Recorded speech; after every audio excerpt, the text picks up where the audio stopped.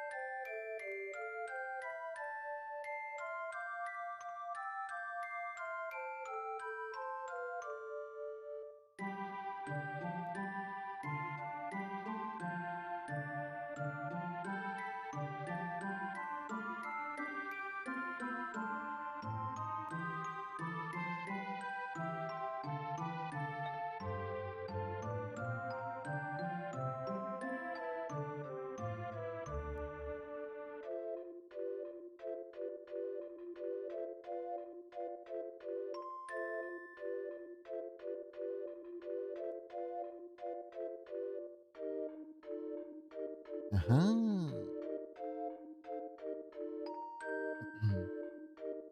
Hello, everyone. How's everyone doing today? Hello, hello.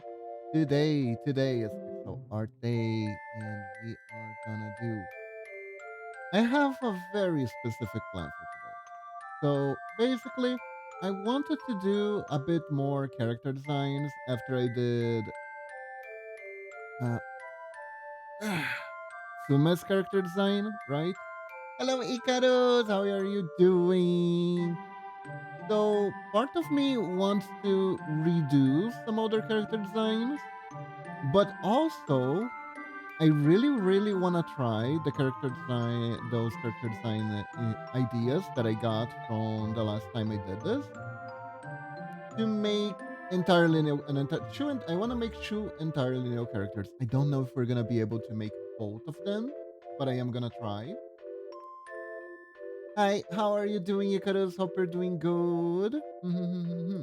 Just explaining what we're doing today. So here's my ref sheet. Good luck creating your babies. Thank you. Here's my ref sheet. And you're looking at this and going like, what the fuck? You're also doing some art. That is great. That is great to hear. So in case anyone is going, what the fuck? Allow me to explain. Allow me to explain. See, see. There's some yokai lore, right? That inspired. This is a Yu-Gi-Oh card, by the way. And this is a persona from Shin Megami Tensei or a demon from Shin Megami Tensei. This is Mizuki, and he has a partner in crime called Gozuki, right? It's a horseman and a cowman, right? And they are the guardians of the Gate of Hell in Japan, the Gate of Jigoku. They are the guardians of Jigoku, essentially. The guardians of the gate. The gate guardians, the gatekeepers, if you will. So basically, what I want to do is turn them into cute anime girl. And we already have reference on how to do cute horse girls with Uma Musume. So that is what I'm trying to accomplish here today. That is what I'm trying to accomplish. So without further ado, let's get started. Mhm.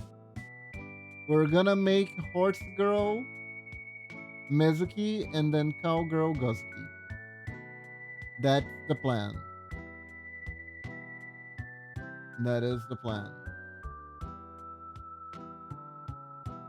And hopefully they'll turn out cute. I wanna also review some older character designs, like for instance, we got Hibiki, right? Though I do think her character design is actually pretty alright for the most part. So I do wanna see. I would be very curious to see what can I do to actually improve that, because I do think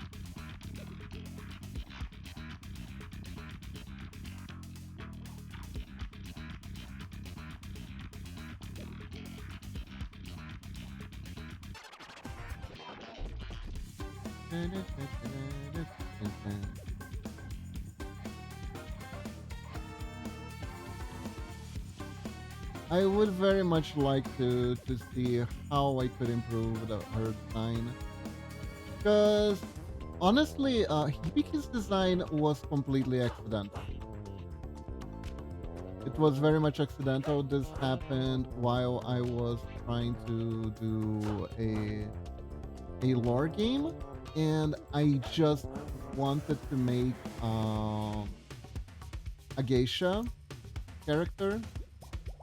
So I kind of whipped her up very quickly.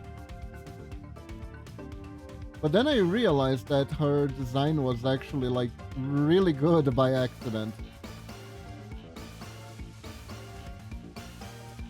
At least I really ended up liking it by accident. I did not save one without the hair, huh? Alright. We'll figure it out, that the proportion, the best proportion for this. I think we're on the right track already. So let's start with a face.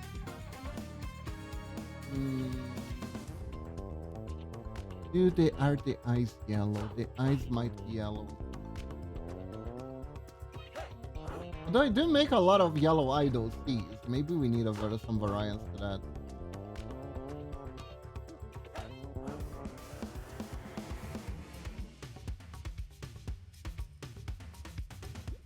The base for the eyes.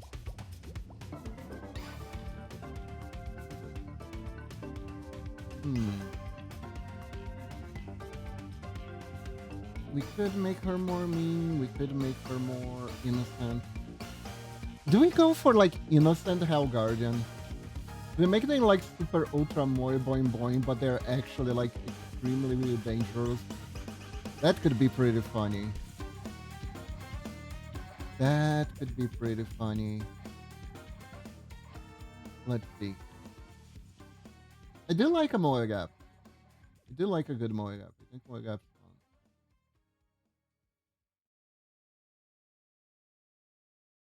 fun. I think some amount of Moe Gap is pretty fun.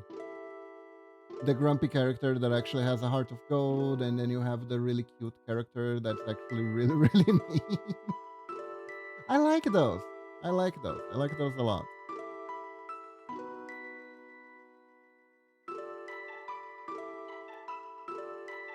Guys, I learned of some news. I might be in trouble. I might be in trouble a little bit. Did you know that apparently they're making a Vampire Survivors card game?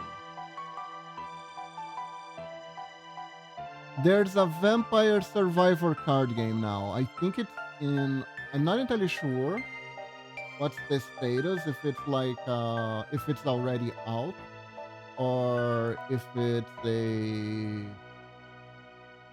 early access sort of thing. I saw a video of a person playing it, and I gotta say, it looks fun. It looks pretty good. The guys who made Vampire Survivors, they're really good at one thing in particular that I find very admirable.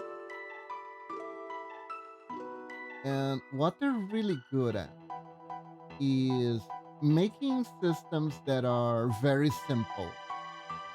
So the card game has a very simple baseline system, and under that, there is a lot more to be found.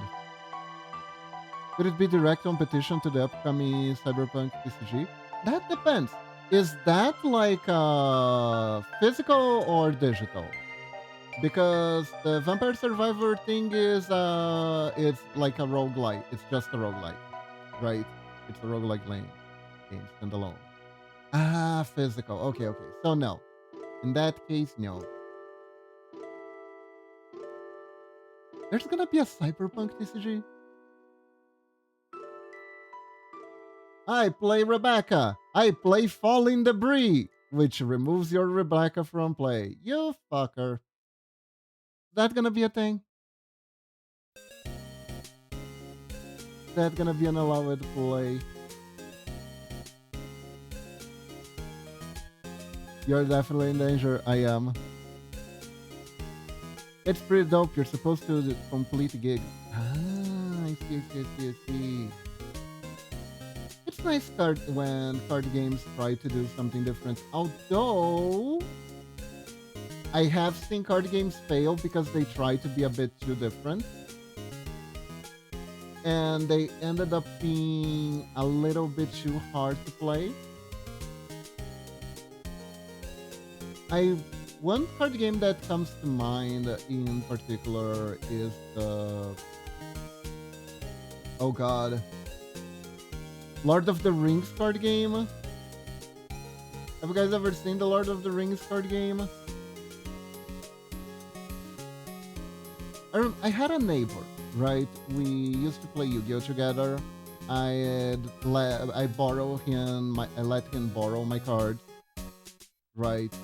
And one day he comes by my house and he's like, "Oh my god, you gotta see this! Someone gave me these. Lord of the Rings TCG decks. We should play this." I was like, "Yeah, sure, sure, sure." How do you play? I asked for the rules, and then there was like a huge awkward silence, like for a long time. And then they was like, let's look at the manual, because he thought he knew. The second I asked what the rules were like, he immediately did not know anymore what the rules were.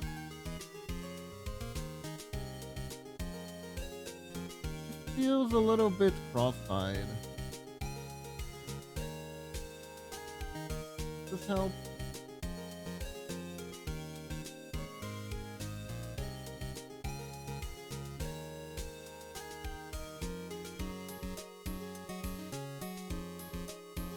Yeah, I think it's okay.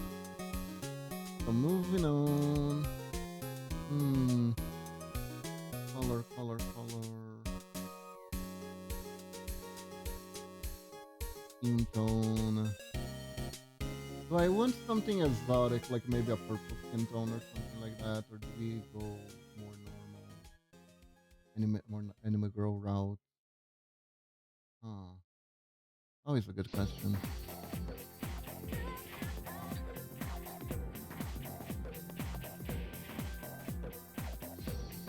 Maybe we could go a bit more timid. The thing we could do.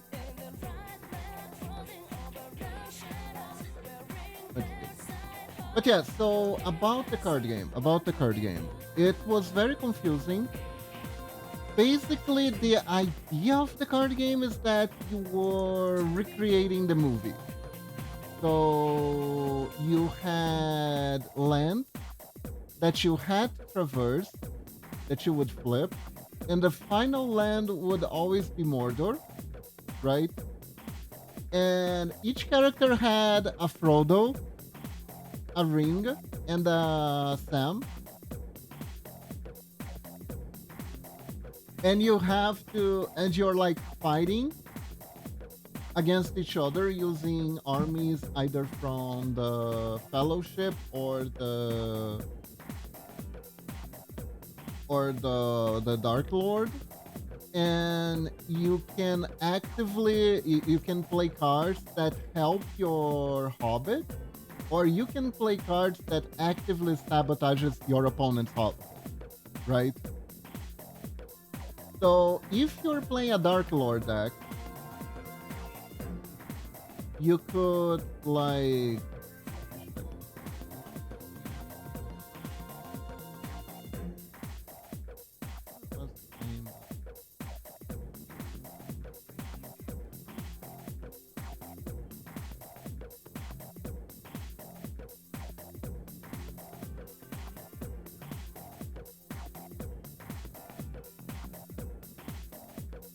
yeah, there we go.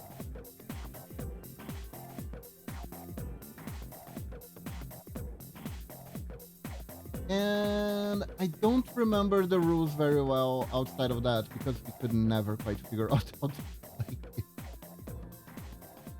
My understanding was that there were two ways to win depending on what type of deck you could play. You could play a deck that was specialized in helping your hobbit, or you could play a deck that was specialized in hampering your opponent's goblin. If you were playing like Sauron's faction, there was like a faction thing going on. Your win condition was corrupting the opponent's Frodo. And if you were playing a fellowship deck, your win condition was bringing your Frodo to the end of the game. Honestly, it sounded like a good idea, but yeah, too many variables probably was too overwhelming. Oh, it absolutely was. It absolutely was. I remember there was a fighting step where all the characters from both sides had to fight, and you had to summon armies, and then you had to tap the armies to do things, and if you tap it to use an effect, it couldn't attack that turn. Then you were fighting, and the fighting did different things, and you could remove cards from the game at the same time. Hey Kai, welcome to the stream. I couldn't have look. I played some cryptic card game. Usually, if I look at a card game for a while, I can kind of figure out what's happening. I never figure out with that one. I'm doing good. I'm doing good. Hope you're doing good too, Kai. We are gonna try to make a new character today. Yes, yes, yes, yes.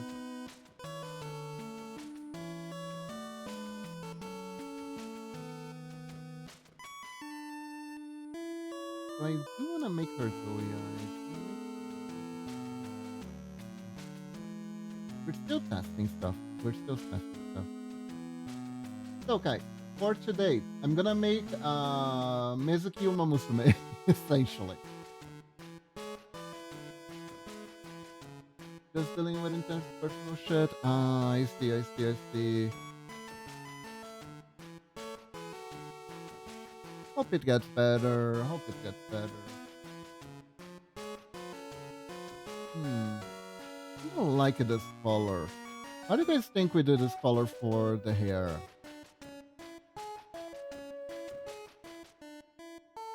Could work.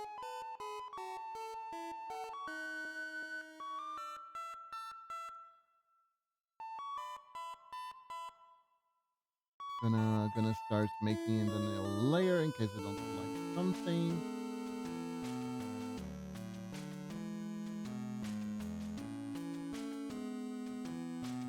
Now I am thinking the hair. This was just the regular short hair. Horses can have like really luxurious hair. We could do something fun, maybe with a ponytail. You know, because it's a horse. Her.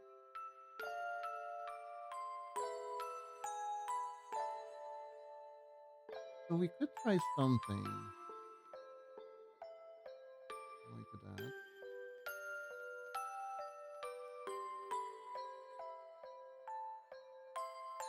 Anyways, Sky, I wish you luck.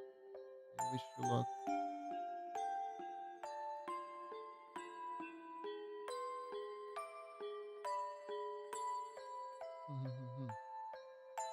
Hang in there.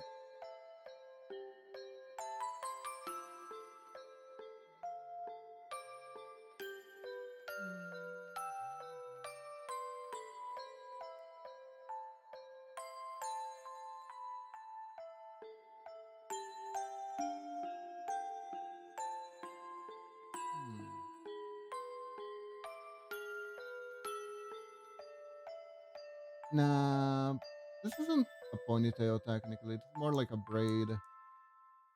Ponytail would be hair up like this, right? This is a proper ponytail.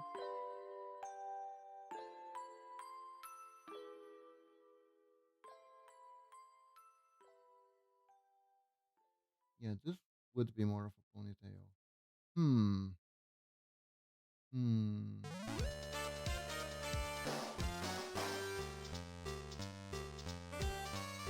There are different examples also.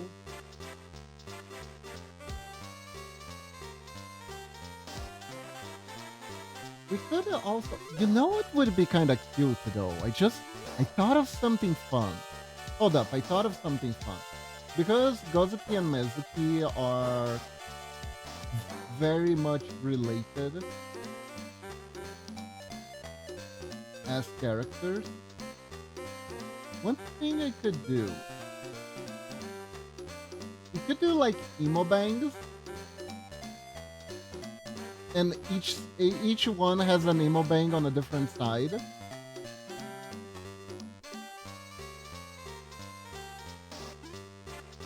Could be kind of fun. Could be a fun idea, right?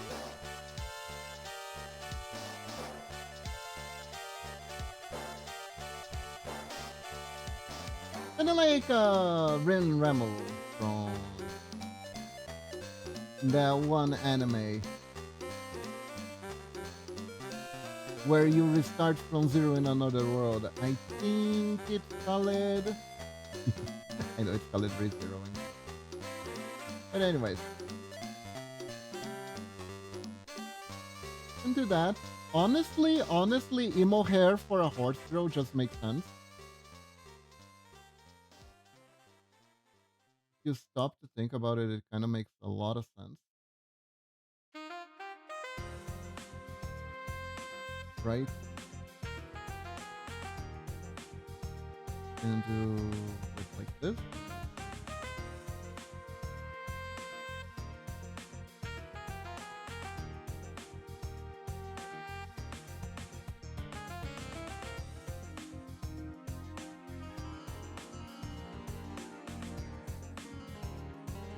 This.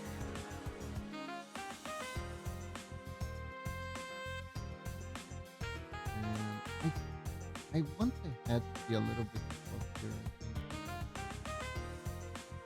Ah, no.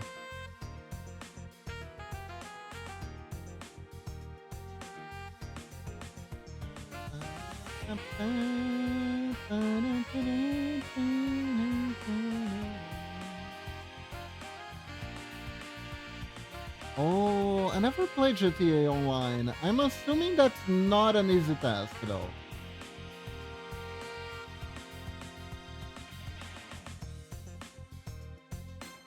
I'm assuming that one's gonna take a while. Good luck, Kai. Good luck.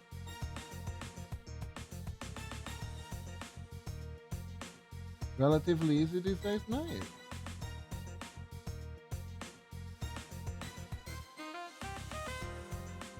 That is good. That is GTA Online is a joke. So many hackers. Really? Oh, is that why whenever there's a collab, it's always on private servers? That also makes sense.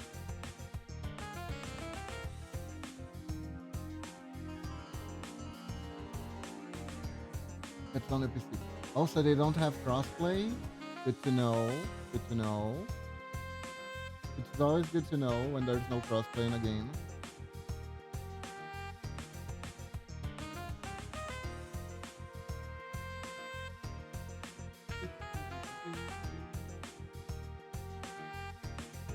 I know that HoloLive made a GTA collab a long time ago, and it was rather cold.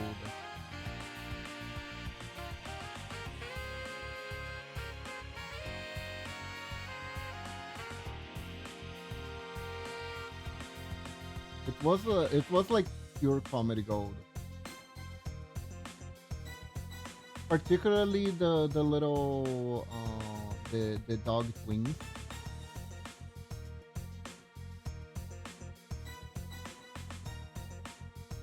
They would they would run over more people than they would rescue. Whenever they were helping someone, they worked at the hospital,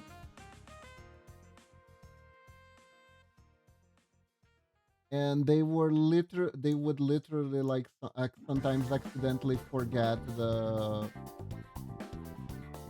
doors of the. I don't even know how you do this, but they would forget the doors of the ambulance open, and the person would fall off on the way to the hospital.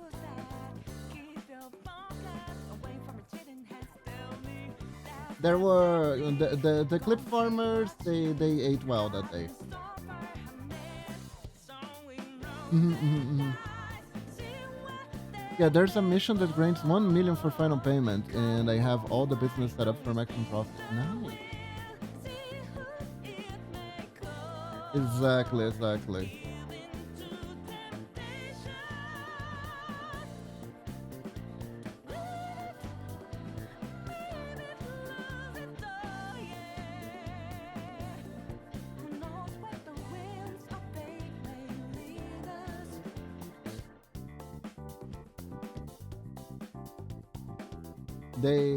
They like really went hard on the role play. They even had a red wedding.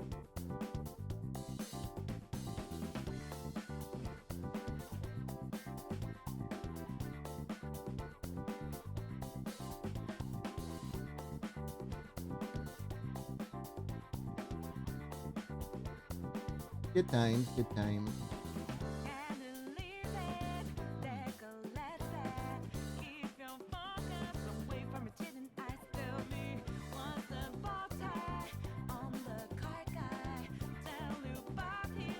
Do you think this is a little bit too much?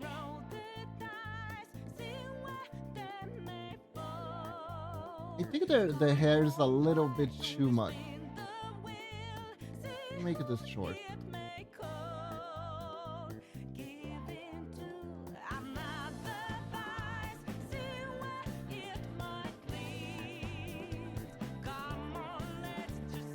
I think the Hollow server was a pure RP server. It was, it was.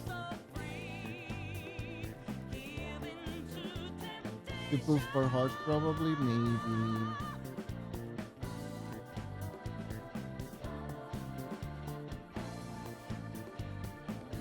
Although there are some pretty poofy horses out there. Let's be real here.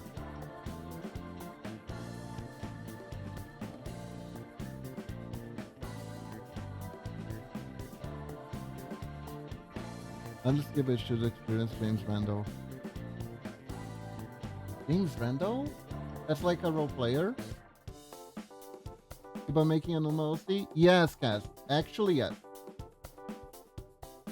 That is 100% what we're doing today. Hope you're doing good. Hello, hello.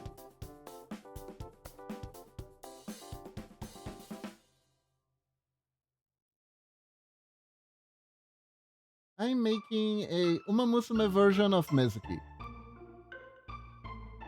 which is a one of the Jigoko's gatekeepers. James Randall is a character of a GTA RP streamer. So weird and random. Ah, I see, I see, I see.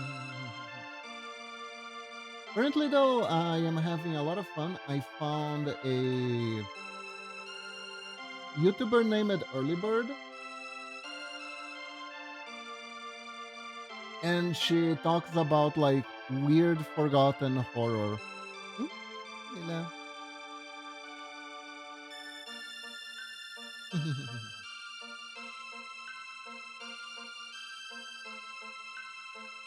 Weird, forgotten horror games, particularly both for PC and arcade now, and console.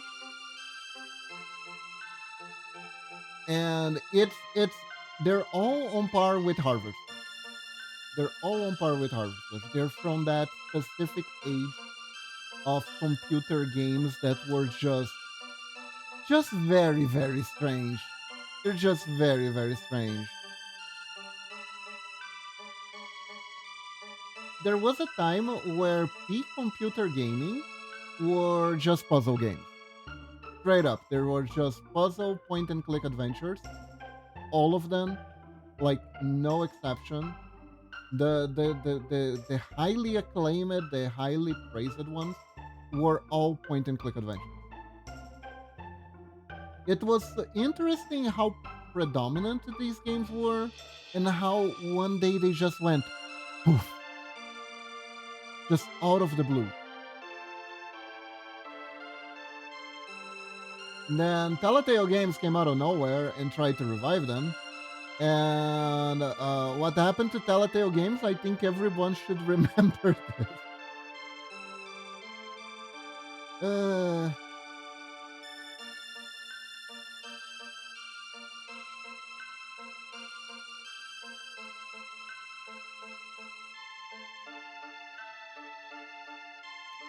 okay.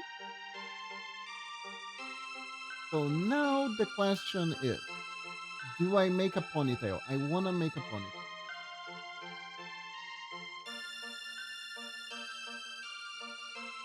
I want to make a ponytail.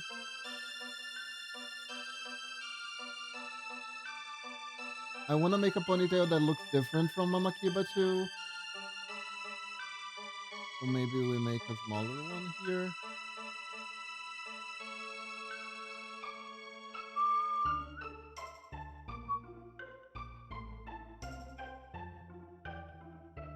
We could also make like very like small, but also very long.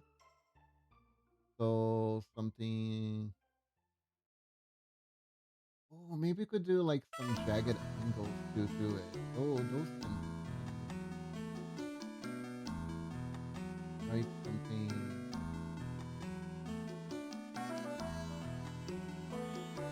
Maybe like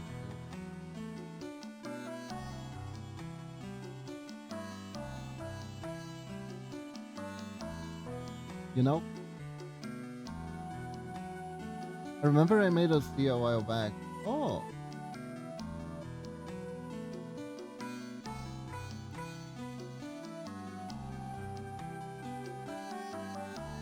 was it like the one with the red jacket? I think I saw you posting that on social another day, the other day. So we make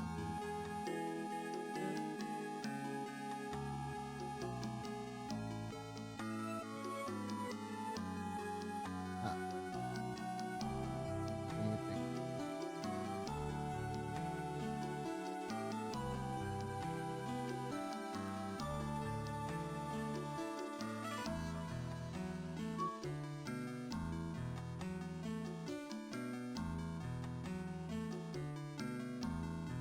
So something a little bit along these lines,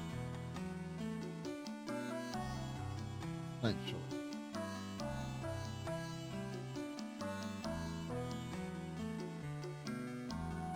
There we go.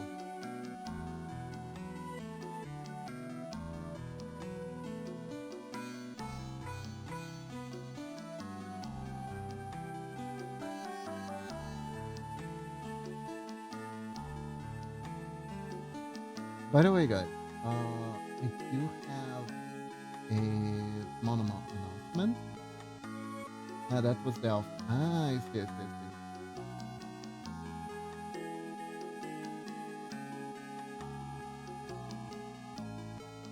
I am almost ready to debut the new pixel art model. I want to do something special for it. So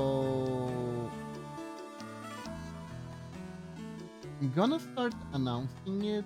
I think I want to start announcing it this week, and gonna try to do a thing on how to announce it on social media. And we are gonna do a very, very, very, very, very, at least I hope it will be a very interesting stream for the debut stream. Right, right, right. Model debut stream. I want to do something that's more than just like showing off the model. I don't know if you guys remember the last time I did something like this. We did like a little interactive thingy. I want to try to do an interactive thingy. Right? I set it up. But the main thing that backfires about the interactive thingy is that I will need people to interact with.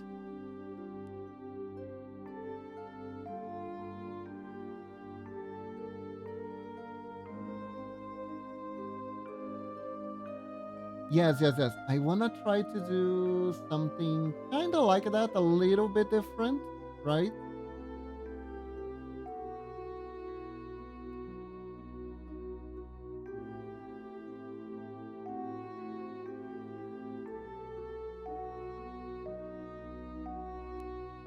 Hopefully it will be fun. Hopefully it won't be annoying.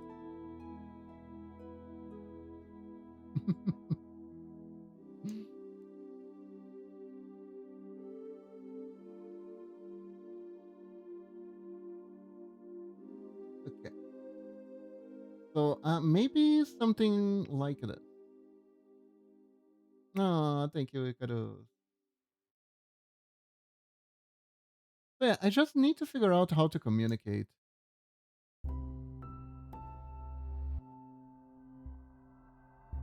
I think I want to do it. That is actually my question. I am not sure which date would be good for most of my viewers, because like Sunday is all right. I think Sunday is like pretty all right for me. I think Thursday also like to like this day of the week. Tuesday? I think it's Tuesday. Yeah. Yeah, Thursday is yeah, Tuesday. I need an English I think I need an English calendar just to be set up near me all the time so I know.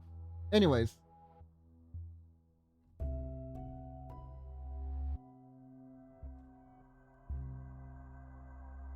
yeah, yeah, yeah. Maybe Tuesday. I from like incoming traffic, I think probably the best ones would be either on Sunday or Tuesday.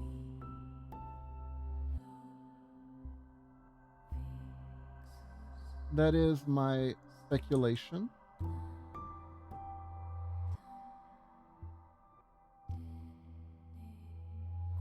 Hopefully I am correct. But I do want to know what you guys think of like which day of the week would be better. I'll either set it up for like next week or the week after.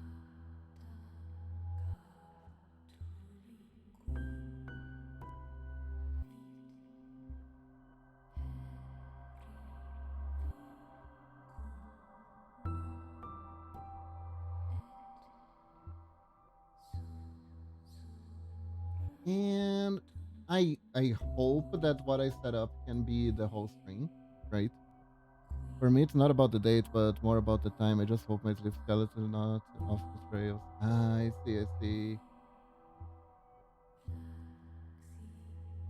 Sleeping can be hard. Actually, I don't even know much about your time zone, Icarus. Is it like hey Red, welcome to the stream.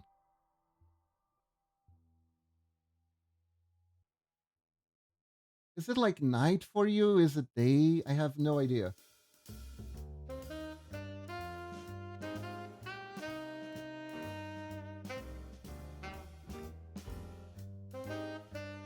You're 3 hours ahead. Ah, I think Red just saw my panties. Red, yeah, come back here. Come back here, my panties, please. Please, Red, please.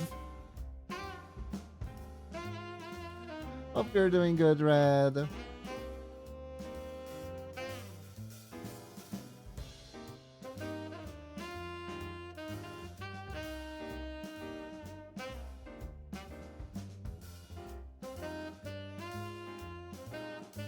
Isn't it? It's very cute.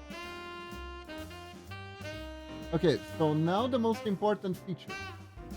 The horse hair. And red ate the panties. God damn it.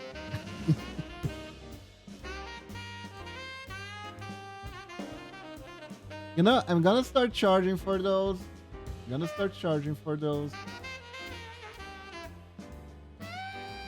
That actually reminds me. There is an anime that I never watched that I kind of still want to watch because simply because uh, when I was younger, we had this anime review magazine, right? And it reviewed this very anime. And one of the plot points that they were very keen to share about the anime that they were reviewing was that the main character was like a mercenary. She, like most anime protagonists in comedy anime, had money issues. So she had a deal to sell her used panties at the local pawn shop. And to this day, I'm like, I don't know anything about this anime, but the name and that plot point, because it, for some reason, it's the only thing I remember from the reveal. I kind of feel like I should watch it just to know what the hell they were talking about. Also, I remember that the protagonist looked pretty cute. Burn Up W.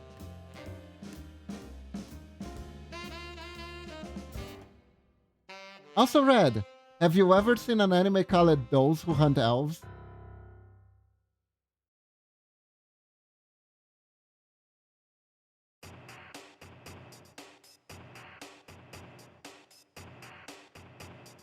The most beautiful isekai ever made. It's the best isekai ever made, surely. You know Those Who Hunt Elves? Nice. Very nice. The Burn Up series is a funny watch. Oh, it's a series. I always wondered what the W was about. So the W means it's part of the series of the Burn Up series. I see.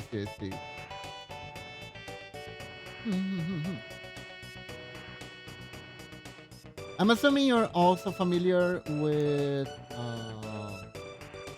players, right?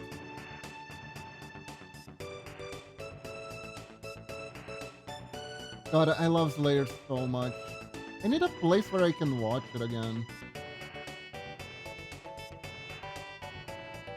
Slayers were so good.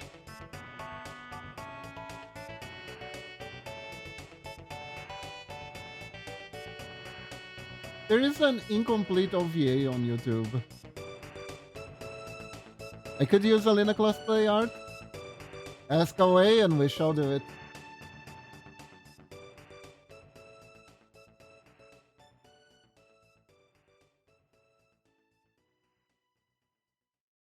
But would you fit the Clotus though?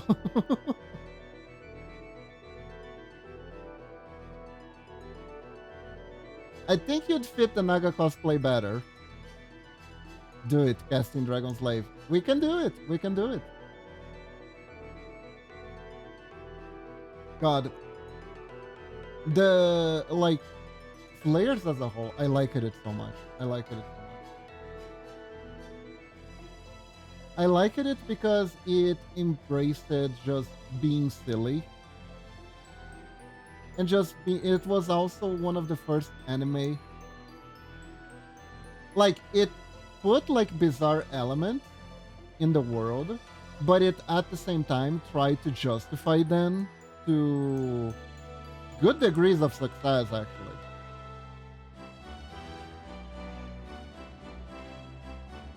Because it was like, yeah, there is a literal Super Sentai thing, there's a Power Ranger thing in a medieval setting. Why? The king has some awkward tastes.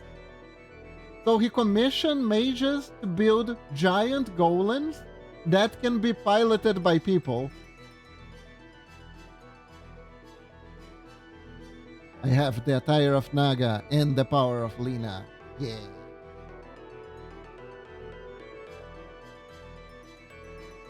Lina as a character, I liked her a lot. You know what we could do? Okay, so what if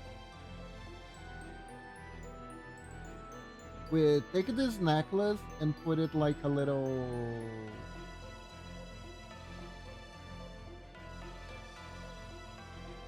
I need to get a strange stinger then first. Ah, I see, I see, I see, I see. What are you planning on getting? What are you planning on getting for the strange stinger?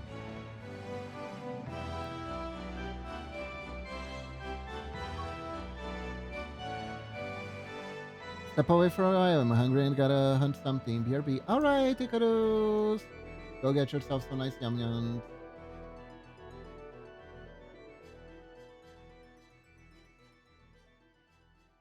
Oh. I forget which one is which, but the ear accessory only signifies a horse or a girl. I mean, I'm not making them actual Uma Musumes. I'm gonna put on both ears. I'm just testing it right now. I'm just testing it for science purposes. I figured it would be cool.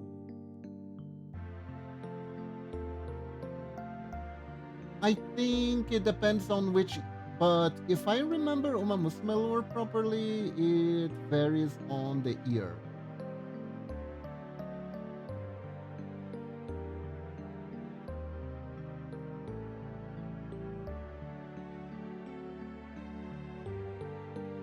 Oh, righteous boy. Okay.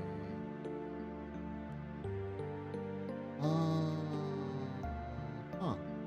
Okay, this kind of works, but at the same time, I need to circle it around better. I think I'm gonna make it on another layer. Gonna merge the ear layer down though. So here's what we need.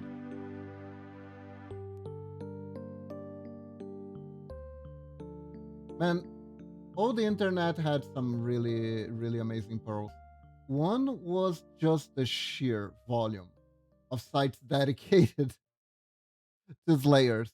I became a Slayers fan through osmosis. It actually took me a long time to actually be able to watch the series. But because all the internet just had so many people praising the show that I follow it and like it, right? I ended up like just becoming a fan because I just really, really, really liked what I was reading.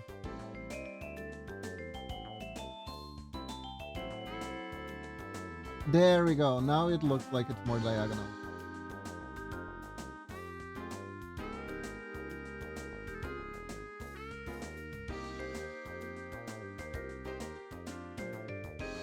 Watch Excel Saga? Ha, I already did. Oh, you're talking to Cass. I forget it's Alright, watch Excel Saga. I already did. That one I watched it a long time ago. What was the music like? Toreba ai janai. Na na na na janai. Na na na na na na na na na na na na na na na na na. Na na na na na na na na na na na na na. Na na na na na na na na na na na na na na. Na na na na na na na na na na na na na na. I don't remember the rest of the song, unfortunately.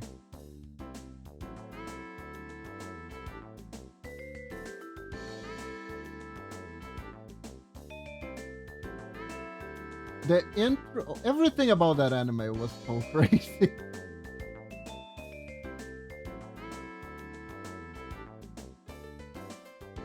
It had the best worst anime girl archetype, the Daindere.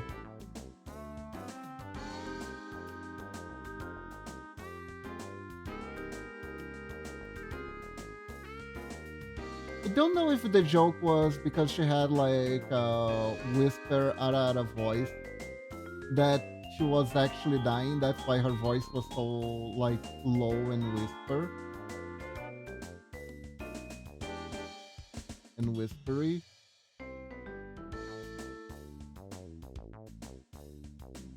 Hmm. Interesting. Interesting.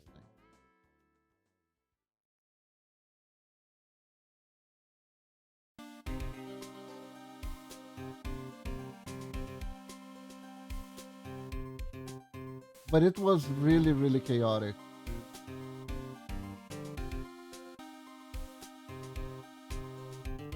And also, by the I remember that it was also by the same authors who made Excel Saga.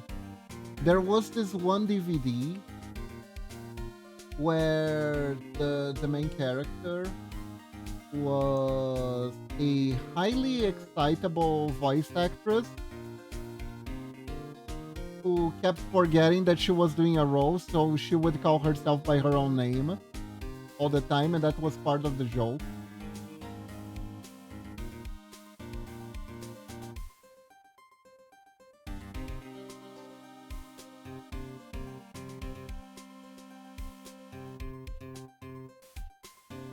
And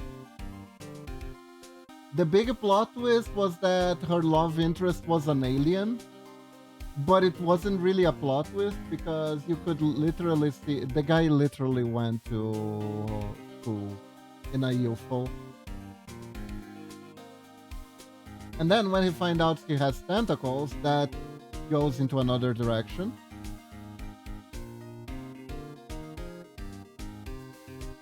The bald layer, indeed, the bald layer.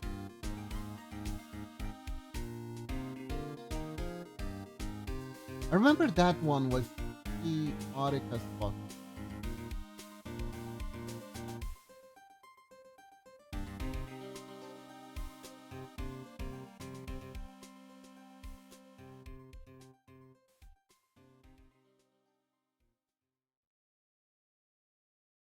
No.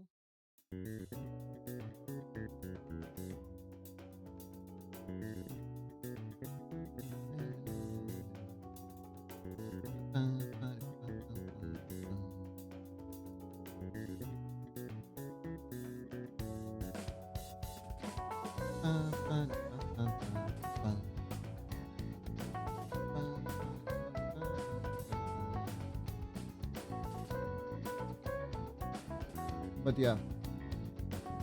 Oh, that actually reminds me. There was this one time, right? I was walking on Liberdade, which is a Brazilian neighborhood that basically just sells weeb shit. It's like the Brazilian weeb mecca is Liberdade. I remember I would go there every so often to look for like anime DVDs and like little figurines, that sort of stuff, right? And there was a semi-shady store that sold bootleg DVDs that I would visit frequently because at the time there was no Crunchyroll, there was pretty much no other way to get anime. And they had this DVD that was just a collection. Hold up. I forgot I'm doing a front view. I was about to do a side character from side. Although it would probably look cool, but we're doing character study right now. So even though it would probably click through, that's not the goal here. Not yet, anyways.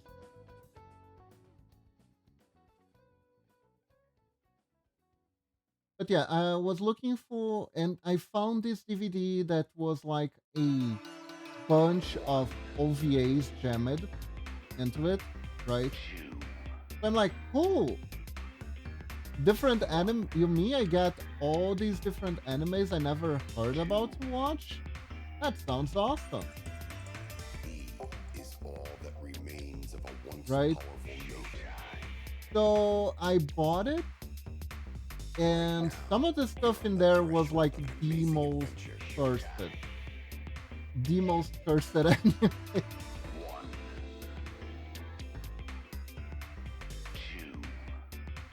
Just amazingly cursed anime. There was this one where I think it was a parody. Like, to this day, my mind cannot accept that was like a real ecchi anime. To me, that was the parody of an ecchi anime. You know that that joke audio that goes, "Hey guys, I have this amazing idea for an anime. There's this girl with huge badonkadonk, and then she's the girl with the hugest badonkadonk too. But then another girl arrives, and she has even huge honkadonkas, like some really big knockers. You know that audio? That was the actual anime. The actual anime was about a guy who was forced to join a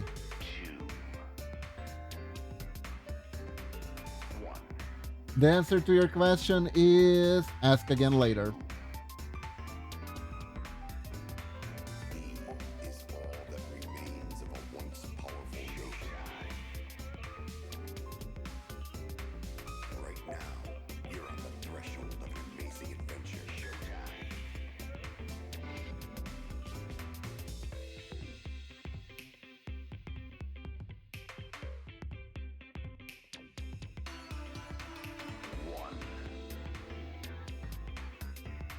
And the scenes that were supposed to be fan service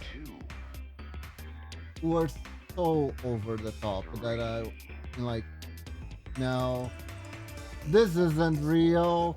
This is ironic. There's no way. There is no way this is an ironic. To this day, I'm not sure. You're on the threshold of an amazing adventure.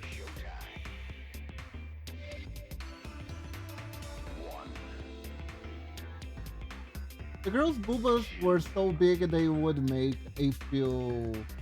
Not even a high school of the dead. They would actually make some girls from freaking Queen's Blade be like, wow, that is just too much. Hey, Retros, welcome to the stream. How are you doing? Hello, hello. Hope you're doing good.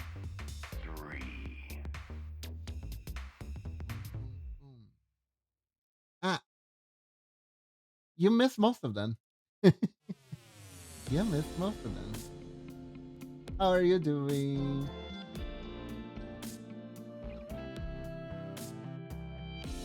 I decided to make horse today. How are you?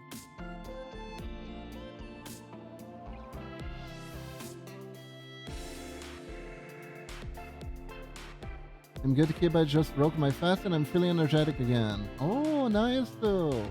I'm doing good. I'm doing good. I had some light food poisoning over the weekend. But thankfully, I already have everything in order for when that happens, so I'm doing fine. I think it might have been the supermarket sushi I bought.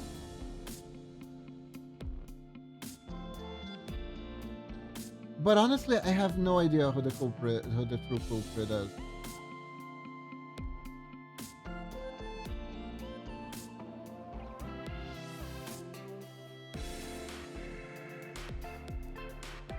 No clue over who the true culprit behind it is, but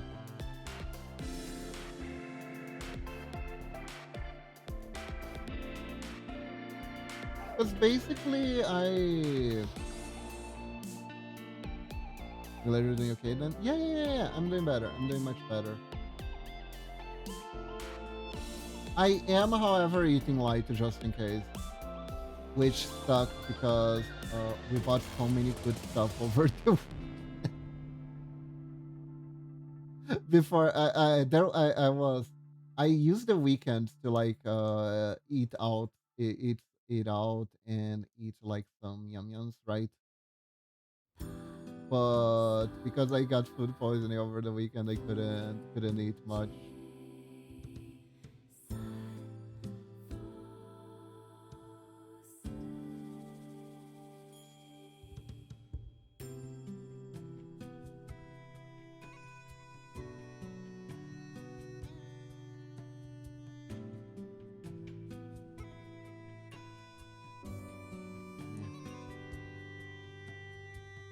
Like me and Momochi, we found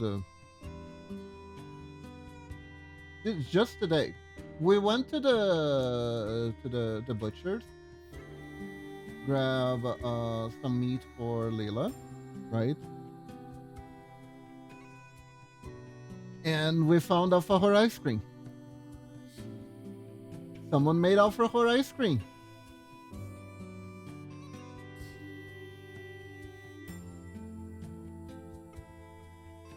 That sounds freaking delicious. You know what alfajor is? Do you understand what alfajor is?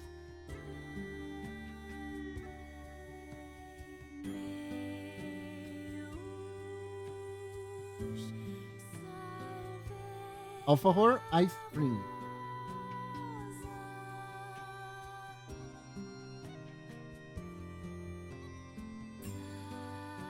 Do we put horse legs on her?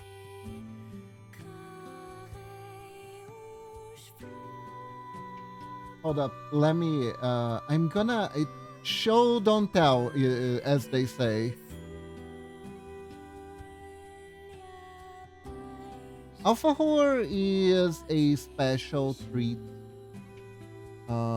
that's from Argentina that we have here in Brazil too. This is what it looks like. Allow me.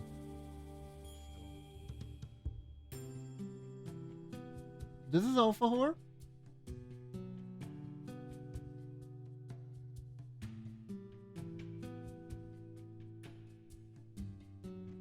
It basically, it's kind of like a choco pie, but this is not chocolate. This is a dulce de leche. Doce de leite. It's a kind of a milk candy, sort of a creamy milk caramel, right? That I absolutely adore. These two are like two cookies, right? So it's like a cookie sandwich. But the cookie can be, it varies a little bit. It can be, sometimes it's a little bit more crunchy, sometimes a little bit softer, right? And everything is covered with chocolate. This is an alfajor. It is peak. It is absolutely peak.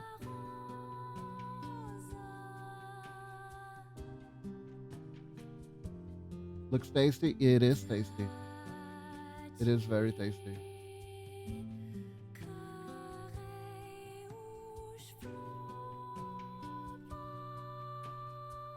Do we do hoof feet?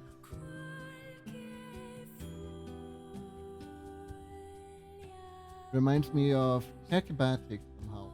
Hecabatic? What is that?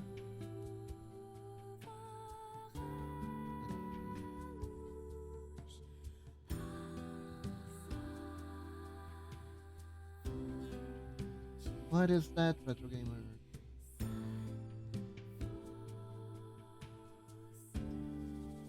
You know, the hoof feet could actually like fit.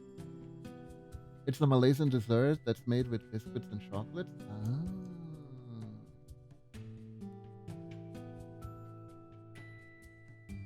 layered and chilled. I see. That sounds interesting.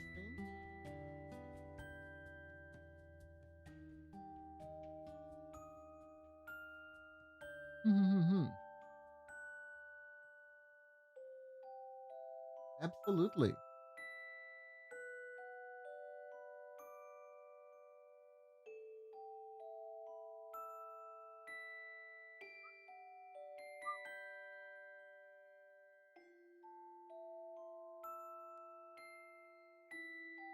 Does it behoove us to make hooves?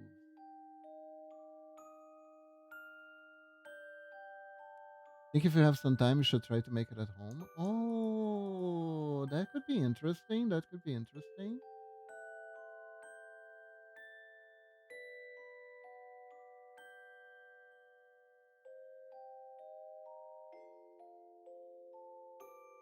I even know how to make hooves.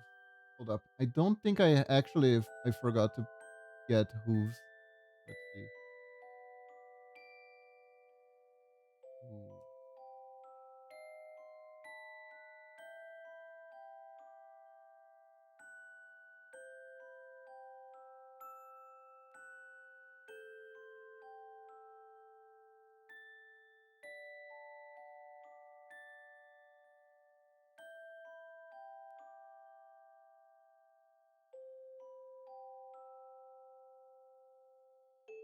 Okay. Horse skiba, then you will still see. I'm not horsing around anymore. Ta-da.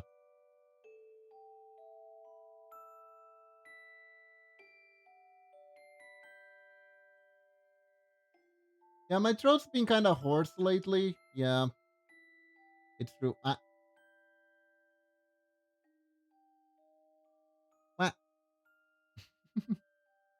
I'm wolf now.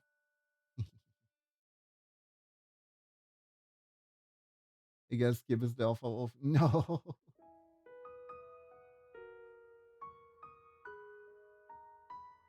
Retros, do you know the lore, the actual lore behind alpha wolves? Do you know what they really are?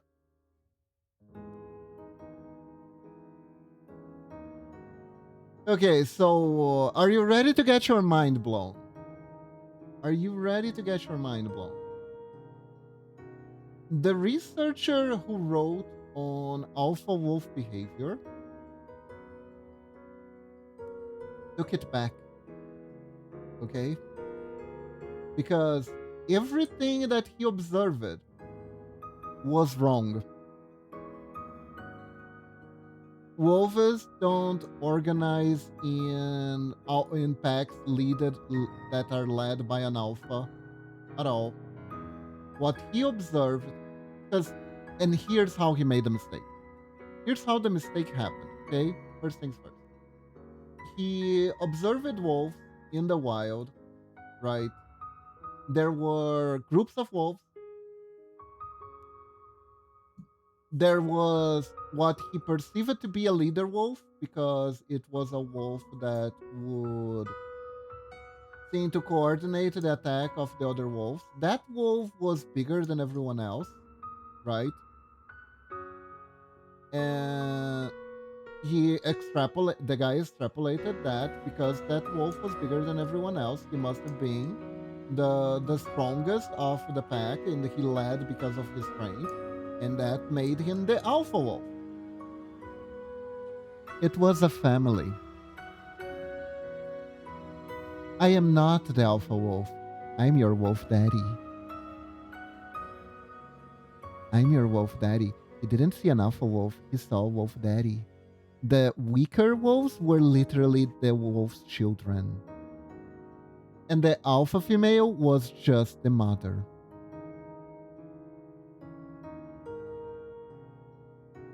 There is no such thing as alpha wolves in the wild. the way wolves organize themselves is they build families. They build families, they hunt in family, and when the young wolves are old enough, they leave the pack to start packs slash families of their own. That is how they work. There is no alpha. There is not.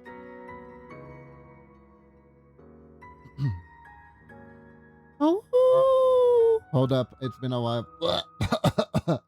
Let me try again. Oh, ooh, ooh, ooh, ooh.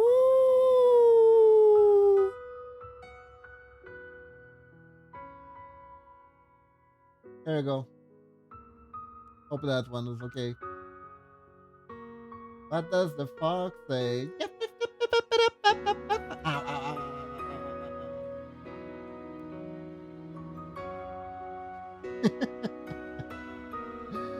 ow, ow.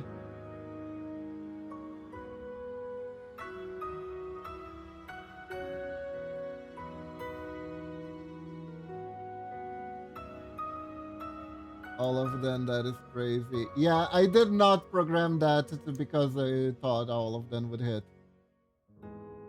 Which makes it extra special when it hits.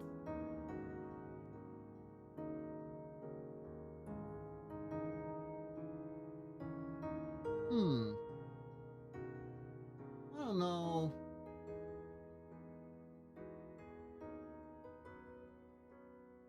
Really? I mean, it's a percent chance, so I'm not feeling these hooves though. Maybe they're too big.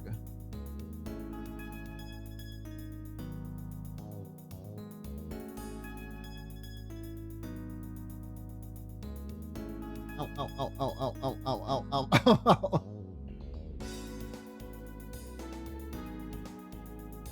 You know, it's a good thing horses aren't real. Yeah, imagine how scary they would be.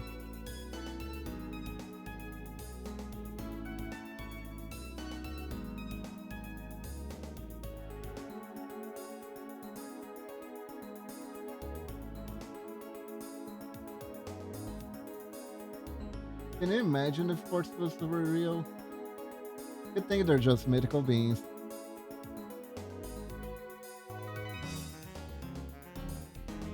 But like, if horses were real, right? Why would anyone invent a car? Isn't it much more fun to have a horse to ride around instead of a car? Think about it.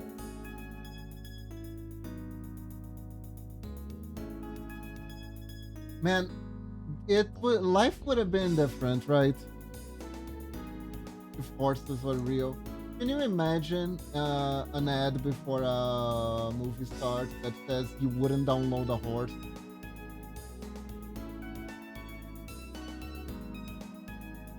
I know, right? It's like riding a unicorn. They wouldn't need to have a car. Exactly.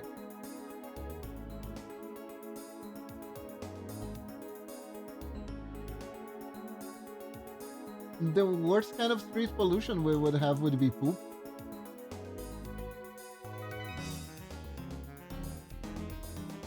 You know?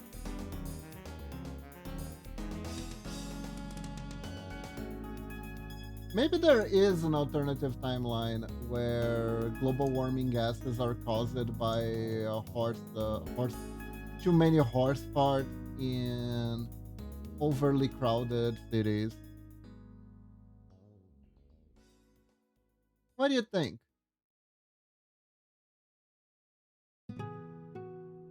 Wouldn't that be wild?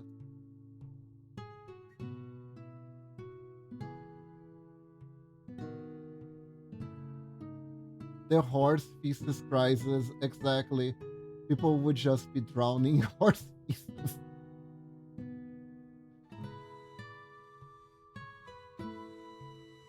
Yo, do I make her thighs bigger because she's a horse?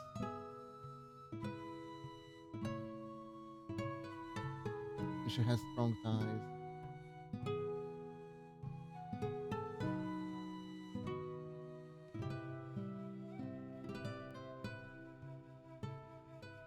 or tie sticker?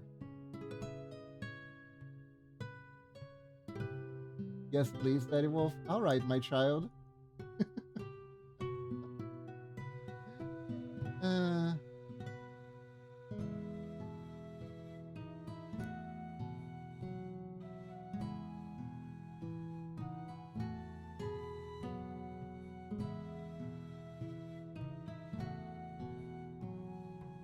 but yeah, if you like look up the author who made the awful series, he had to spend like the rest of his life trying to fight this notion, and it didn't work.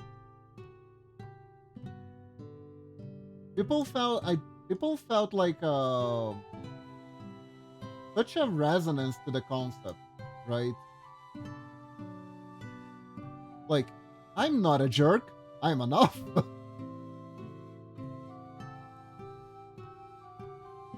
My asocial behavior shows dominance.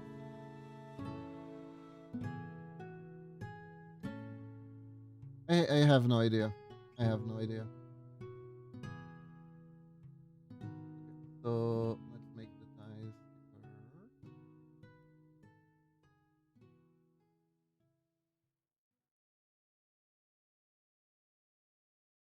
I'm a father of two. I ain't no dominating our own me.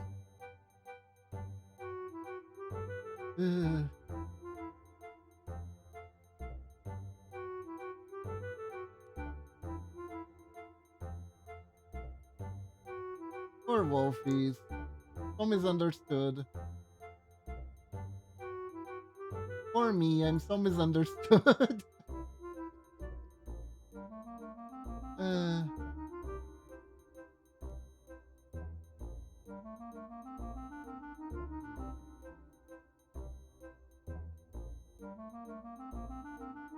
always is understood. No matter where I go.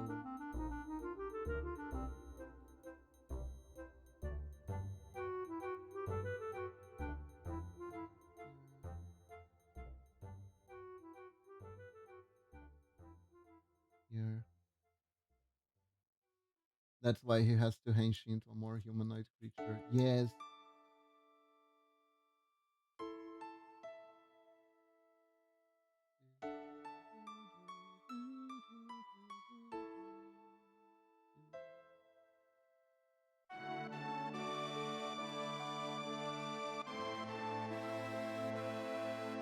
Though I'll be real, the little guy approach to VTubing is not even a bad one.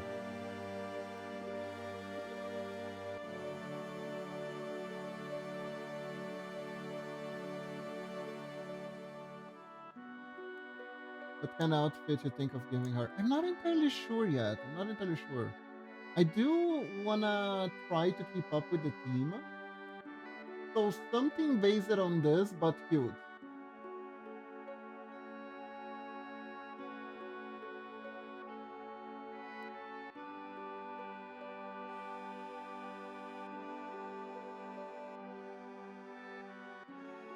The who? Ah, the OC.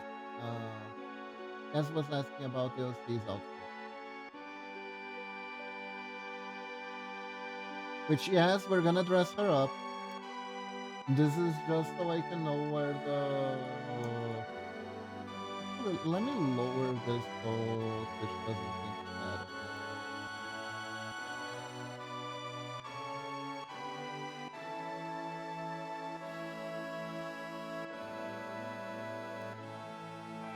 So I do need this to know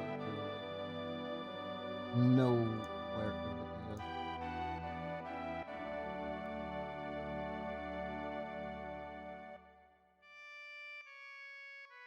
Is but too big. I wonder.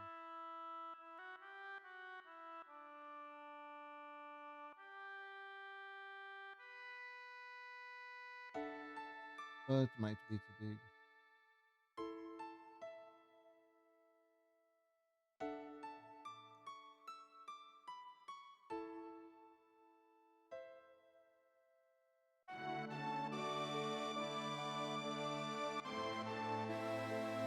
Hmm.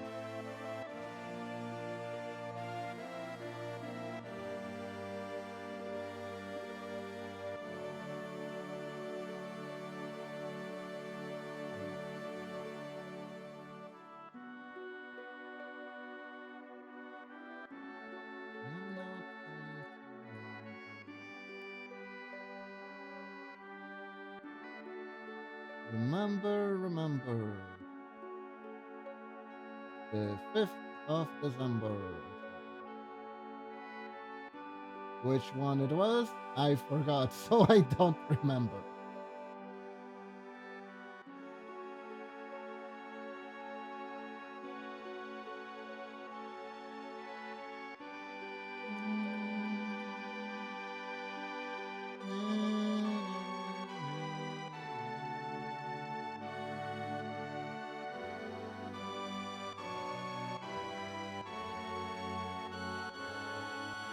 Hi, Amphimia. Welcome to the stream. How are you doing?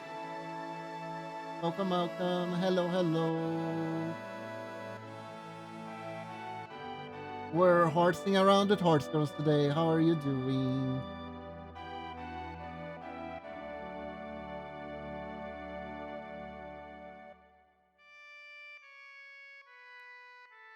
I made muffins for work and can finally relax. Nice.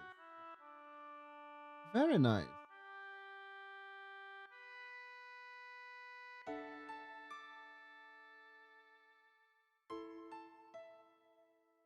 Muffins, what type? Oh, is it chocolate?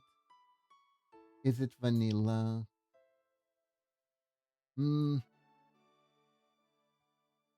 You know, when you're recovering from food poisoning, is because you can't eat anything delicious. That's when you start to get like the urge to eat something delicious.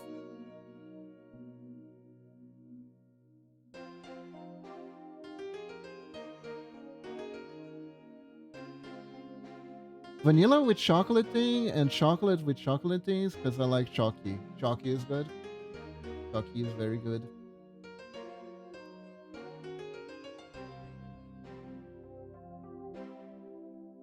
I see, I see, I see. Sounds good, sounds good.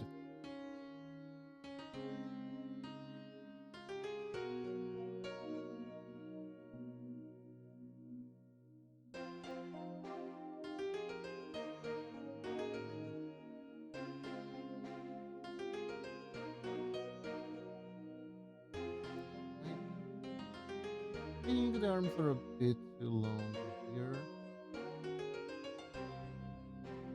Shorter.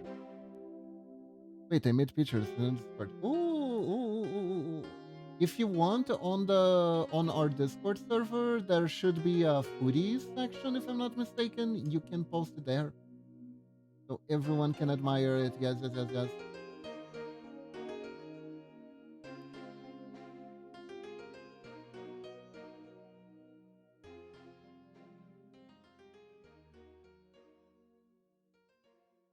Let me know when you posted it, and I'll take a look. Yes, yes, yes, yes.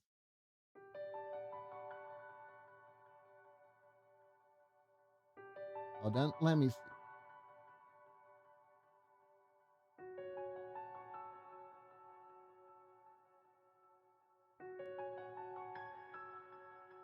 Ooh, those are some very chalky muffins. They look wonderful.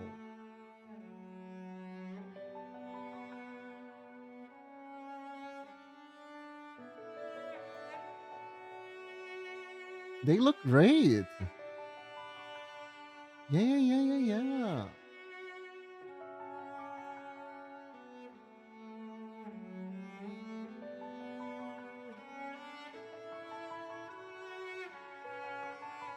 There you go, retro. It's right here.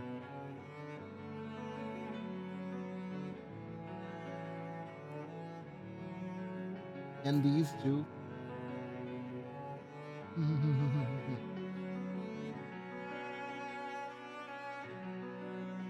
They look really good.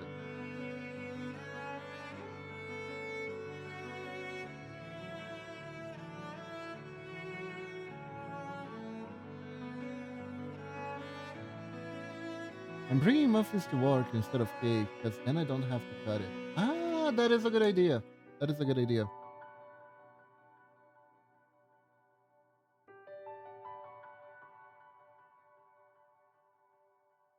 Have a good day. Skills of yeah, yeah, yeah. Those look great.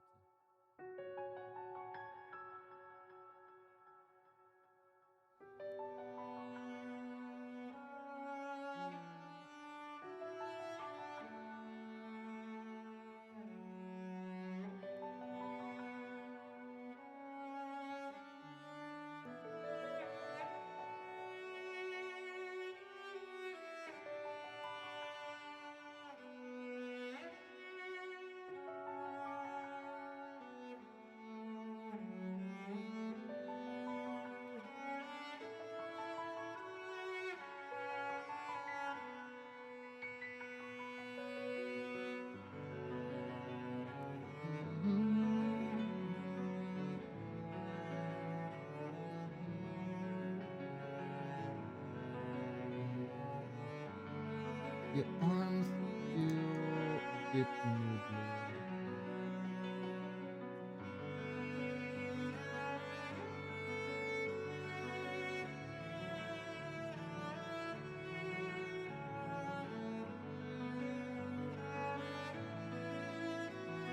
Yeah, they definitely feel a little bit off.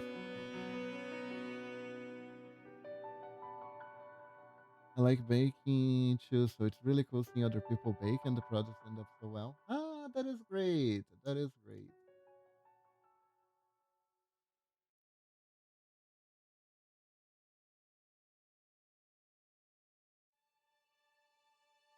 Never tried bake.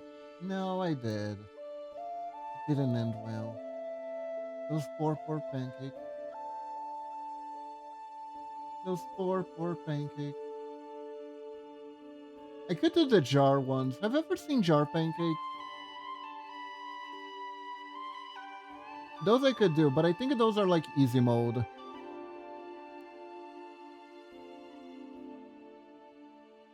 Baking is really nice, but somehow I don't enjoy cooking as much. So you like the baking part, you don't like the rest of the cooking. I see.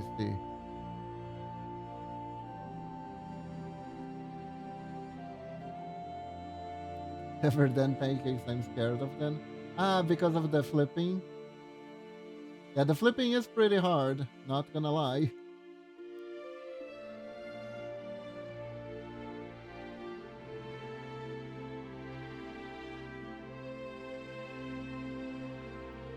Yeah, she definitely has like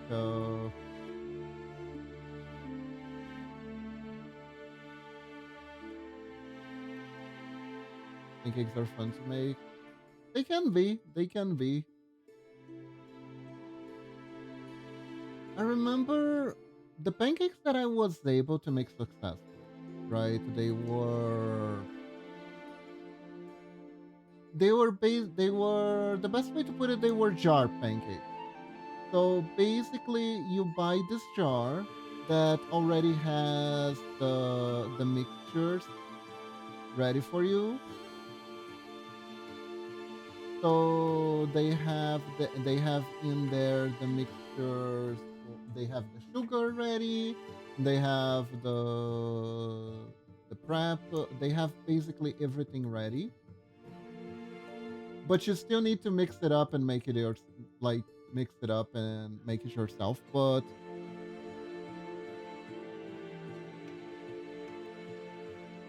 yeah, there's definitely something not right with this here. Should I restart? I feel like I screw it up on like a fundamental level here.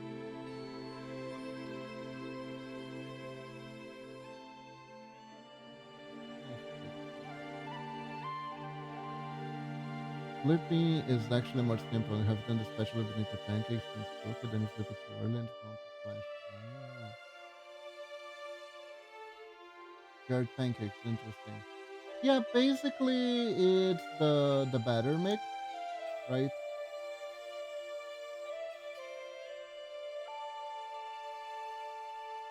Just ready for you to use.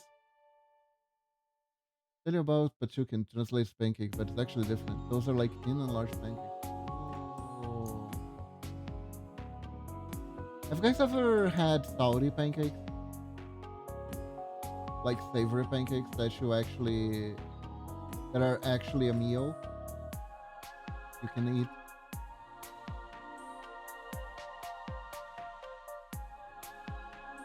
Usually when I bring those up on the channel, people find it, to say the least, novel. There is... What am I doing wrong here?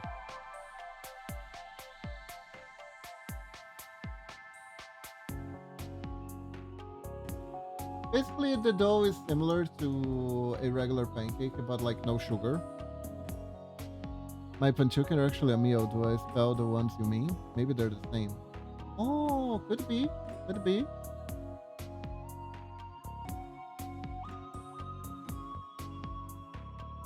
Okay, so I need to compare with the one I did before.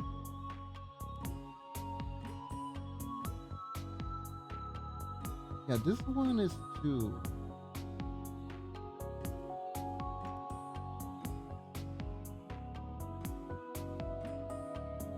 I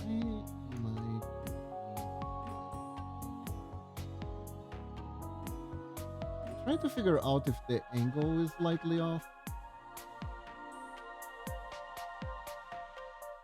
And that's what's causing.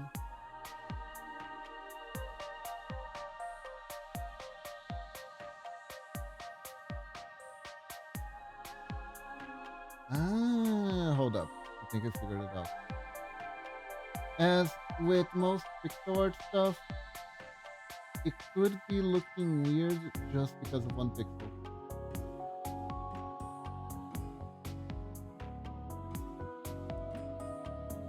Could literally be a single pixel thing.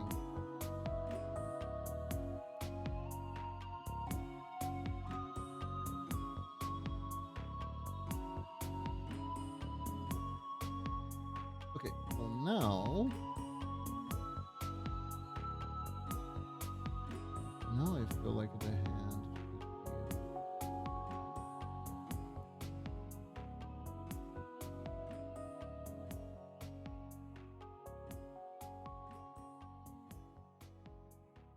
There we go. That's more like it. That's more like it. That is more like it.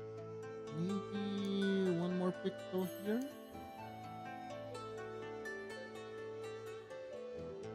One might be too much.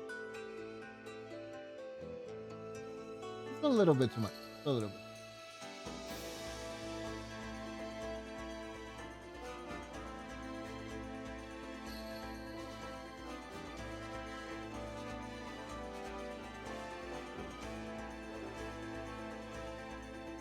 There we go. Hello, Medina. But yes, salty pancakes are delicious. They are delicious. You eat them with. Oh, is it Uma time? Yes. Yes, and basically, what we're doing here is I am taking Uma Musume reference to turn this guy into a horse girl. That is what we're doing. That's our task for today. Yes, yes, yes, yes, yes.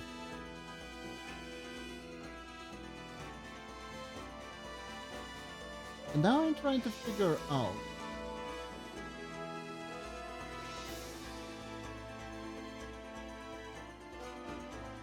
arm thickness. I approve turning buff guys into horse girls. Go keep. I like the hair. Thank you.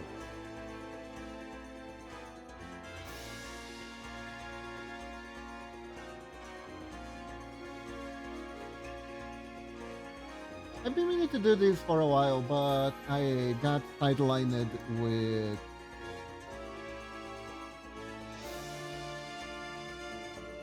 doing a special project, which,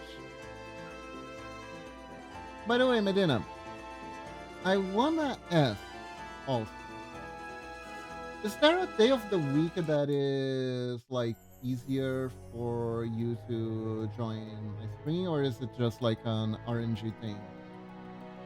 Because I am planning to do the new pixel art model debut soon, and I want to make sure I pick a day that is good for everyone. Well, good for everyone's kind of a stretch. It's gonna be hard for like I know as someone who actually played RPGs a long time ago, I know how hard it is to actually find a day that's good for everyone. But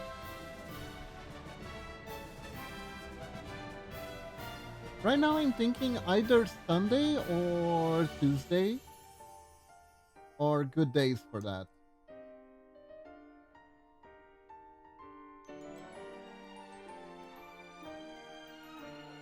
Okay, time for Booba. I think it's time for Booba. Hard to say. Maybe put a survey on Discord. Monday, Tuesday, Thursday, and Friday should generally work on it first.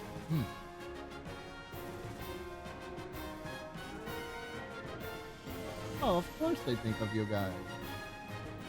Okay, so I am thinking. So Mizuki and Gozuki are a pair.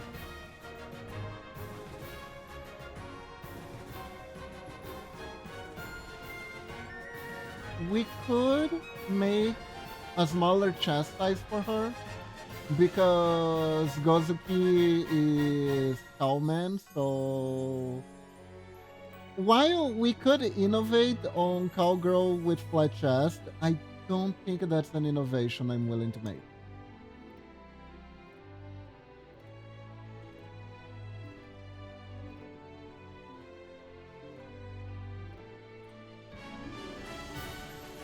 Well, Mizuki is also buzzing you. Doesn't surprise me. Both Mizuki and Gozuki, they are yokais who are said to guard the gate to the underworld. They guard the gates of Jigoku.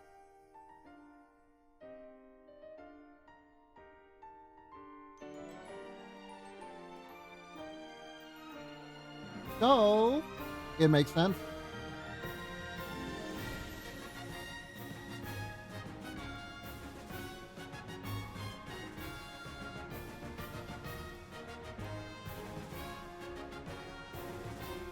So flat is justice, but medium is premium,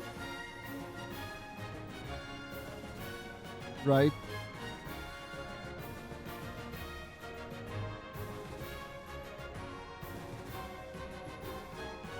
So how about this for cup size?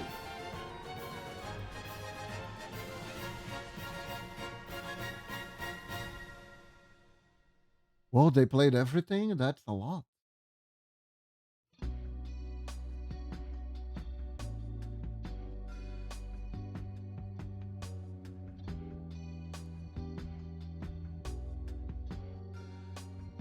Hmm.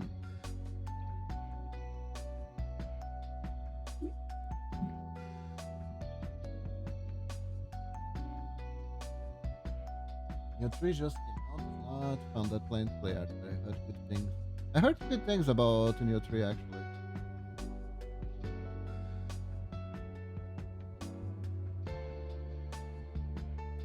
Fertility aside, the hip kills. That's the idea, Medina. That's the idea.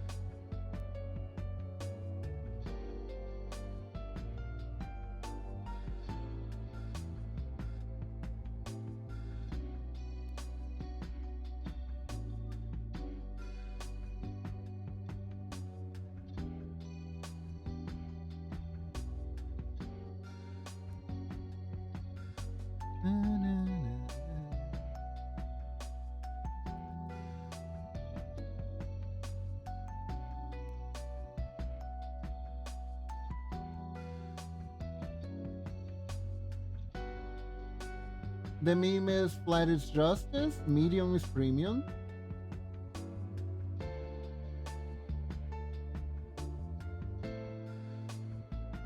and big is great.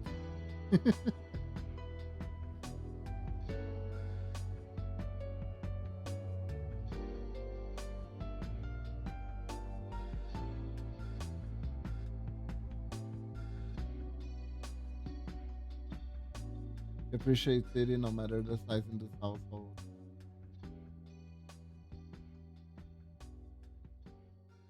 There we go. So, chest size, yay or nay?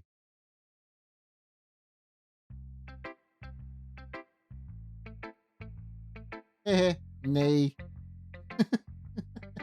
That's hard. Yay! Okay.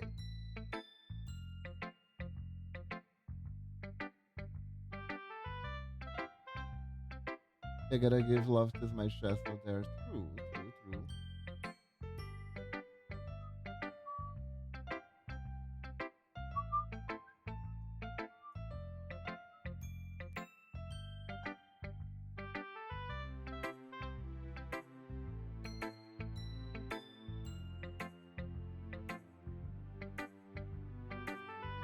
So now it's time to dress her up properly. Let me think. Oh,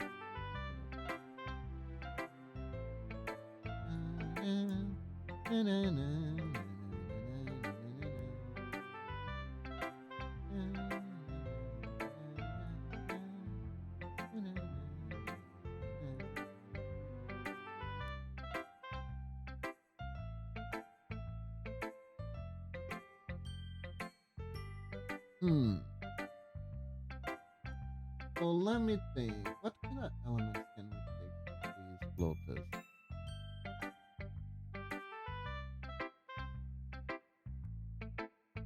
And then his smaller chest girl. She's sweet as ever. Nice.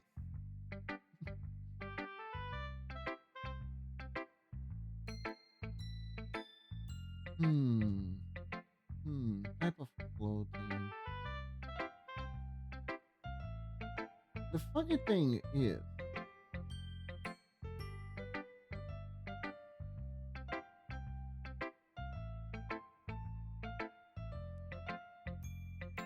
I'm not entirely sure how to dress her.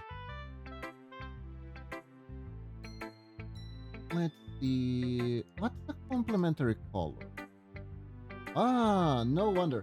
You know, this is why persona design is pretty good. They're already using complementary colors on the clothes here. Women are the best, right, guys? As they say, it's weirder a dance song. Women are my favorite guy.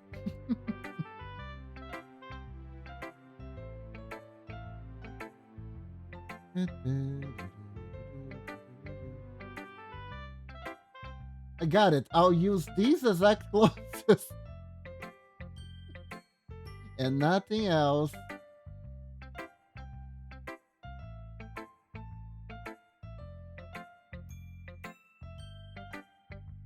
Okay, let's start with a kimono.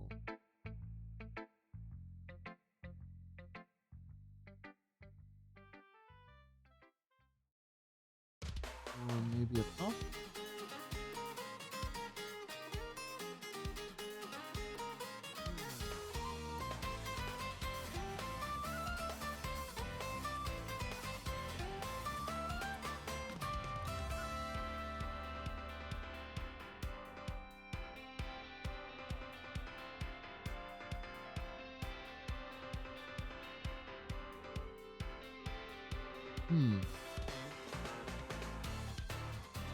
This one is from Atelier Risa.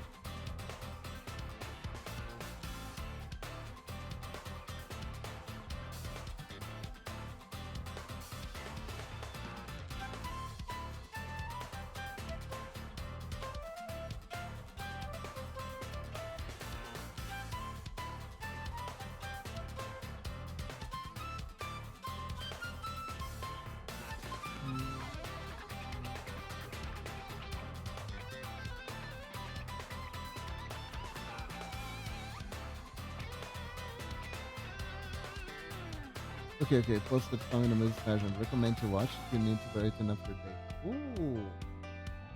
That is nice.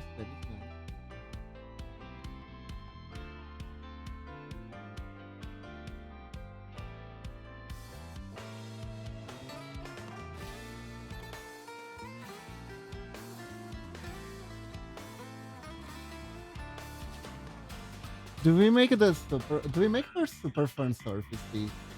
We could make her super fun surfacey.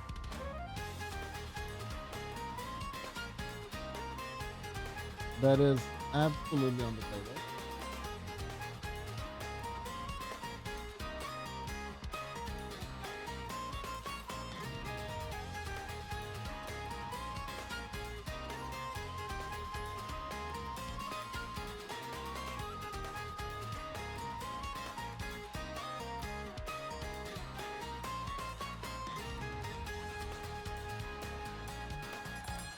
I'd say that covers about enough.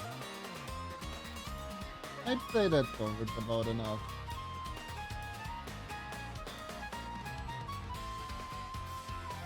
And if this is gonna sound weird, chat, can I throw underwear on tweet? I wanna give her some underwear, but weirdly enough, I'm not sure if it's against the rules to do that or not.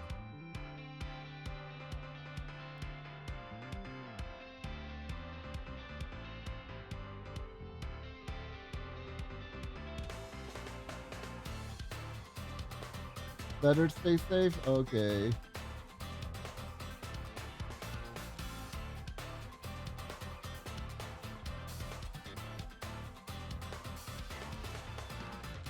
Eh,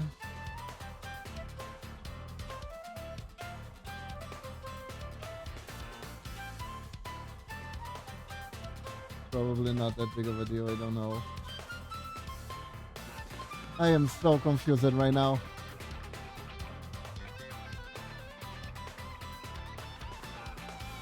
I guess because of Twitch rules, we're gonna have to leave for the commando for now.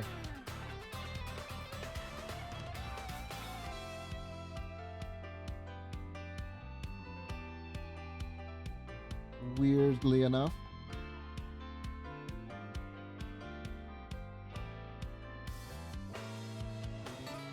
Which confuses everyone, so yeah.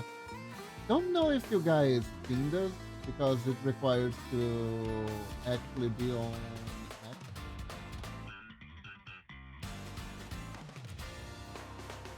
which is like its own thing. But there was this artist that made VTuber models, and they had to keep posting. Basically, they figured out how Twitch measures if like your cloaking parameters or of your model are okay or not, right?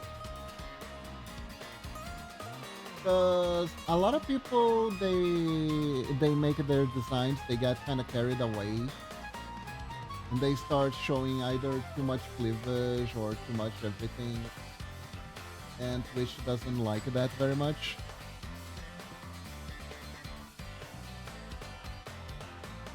So she her main it, like her one of her main struggles is that people come with models for her to rig, and the model will obviously get banned on Twitch, right? So she made like a chart for people to consult to know if their model is actually breaching Twitch, because if the model is breaching and she has to redesign stuff because of it, she has to charge extra. But some people were complaining, right? It's crazy to me how many people do not read the rules. Yeah, yeah. Like, I'll be real though. Her Tingus is way better than anything Twitch put out, right? Yeah, it needs to be a front, which is why she made the chart. She made the chart so people would be aware that there would be need to do that. And apparently there are some people who are like stubborn and didn't want to listen to her, and then they got banned. You know that kind of stuff. You know that kind of custom.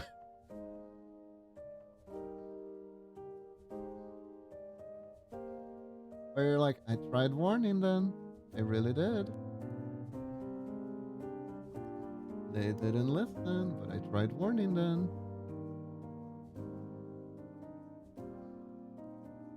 So that guide is always good. Like for instance, like this, technically, if I use this as a model, I believe I can use this as I can draw this, but I can't use this as a model, right? Because it's showing too much of this upper part here. The upper part of the thighs is an ozone.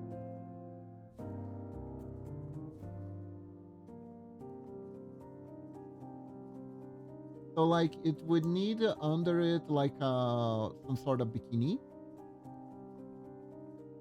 that would go over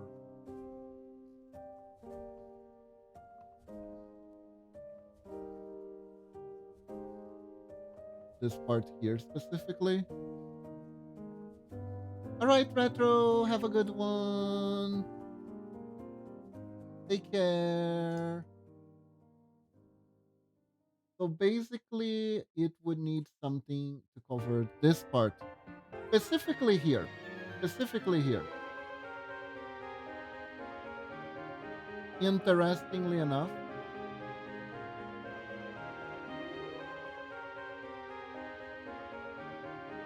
oh, by the way, Kiba, you and Momochi and the family are doing Mustang coffee? We are, we are. Hey, Lunatic! How are you doing?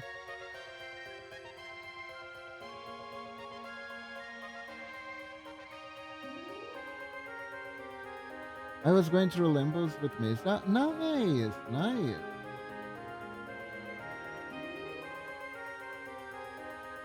I hope she's enjoying. We're on floor 3 of Kento 1 dungeon now? Ooh. Is she liking the story so far?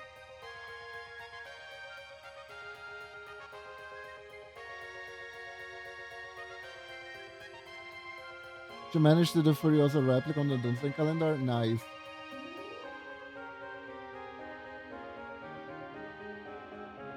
Usually the monsters I'm being more able to do Furiosa replica on are the centipede.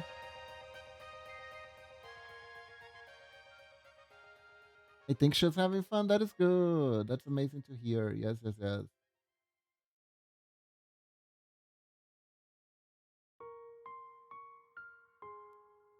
Let me.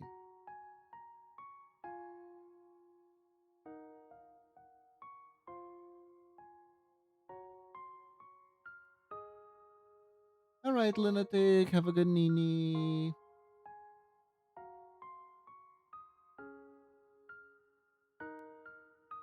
Thank you.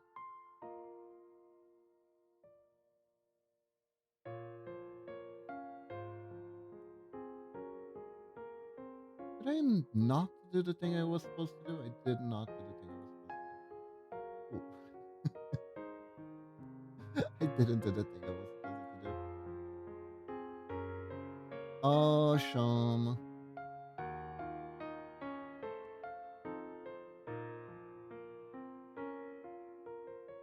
There we go.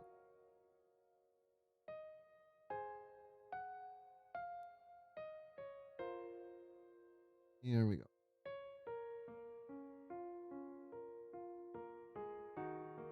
Like I was saying earlier, I had a little bit of food poisoning earlier.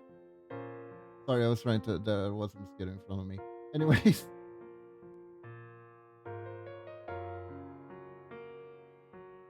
I had a bit of food poisoning over the weekend, but unfortunately, I'm feeling much better.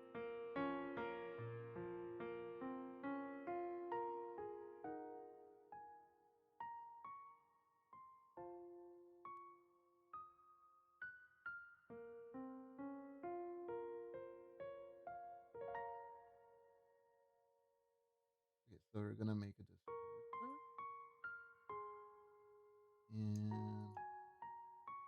gonna take this here.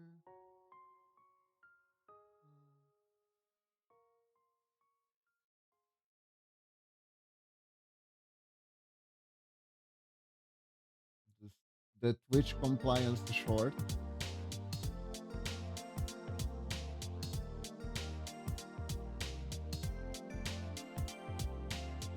I want to see if I can do a side robe thing here. You know, kind of like this. But I don't know if this would still like fit the theme or like Oriental theme, or if it would start looking like armor. You know what I mean?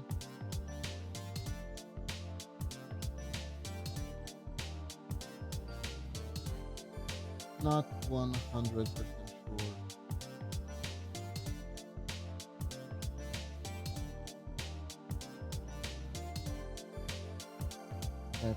case.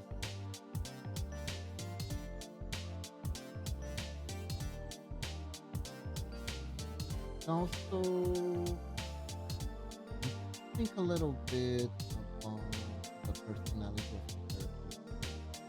We are kind of drafting her up completely out of the blue, and sometimes it is better to have like an idea, bigger idea of the character if you want to tell a story, right? Mm,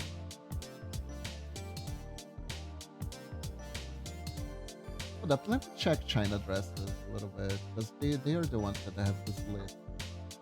Hmm, Oh my god, my dog learned to open the door by herself. Also, time for a quick break. BRB, everyone. Don't go anywhere. BRB.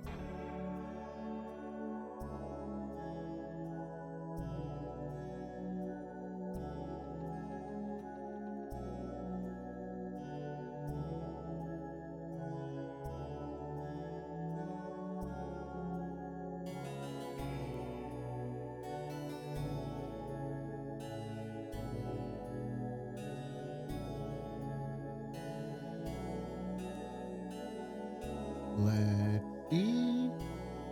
Three, two, one. I am back, and I think I forgot to play that. Oh well, should be fine. Should be fine.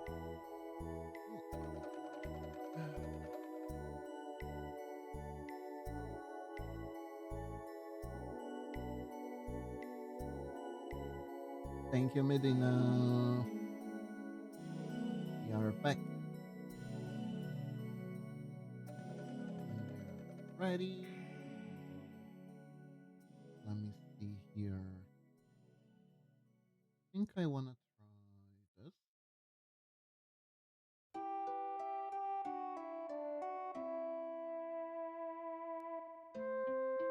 Ah, change resolution.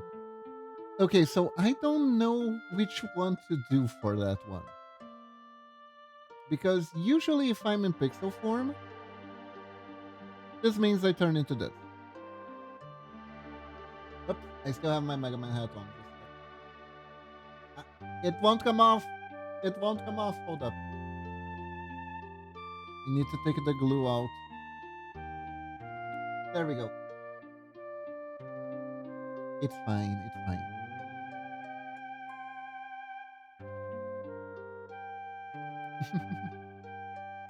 Good boy got helmet stuck. It's okay. It's okay.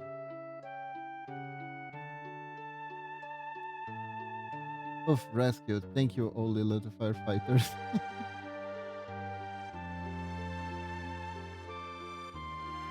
Easy fine.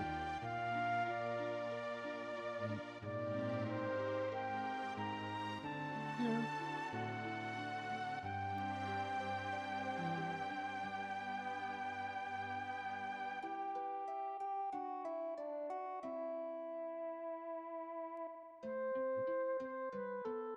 There we are.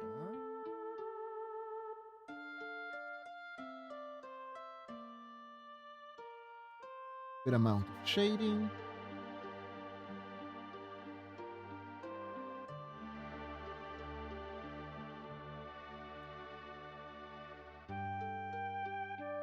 Now let me check China dress. What was I gonna do? I was gonna check China dress. That's the name, right? Whoops. I typed it wrong and I got chain dresses, which are very interesting, but also kind of a little bit too risky.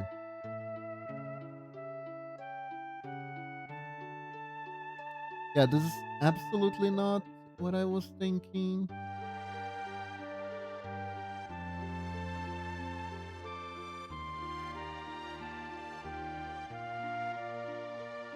Hmm.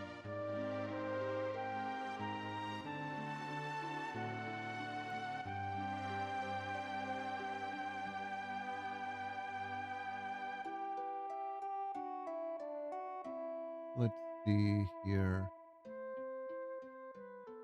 Ah, okay. This could be a good inspiration for clothing.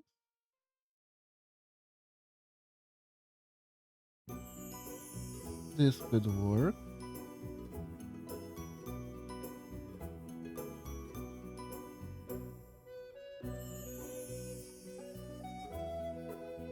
Let me share. Let me share what I'm looking.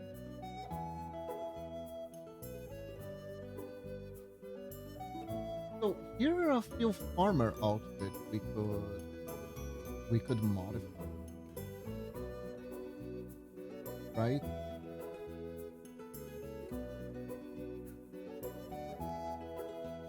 We could modify these somehow. Wait, where's the music? There we go. Ah, there we go. Momochi was telling me that she thinks the weather is kind of wild.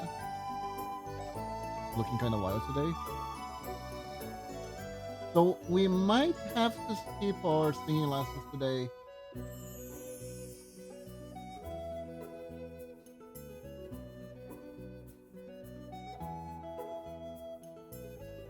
Which is a shame, but I totally get it.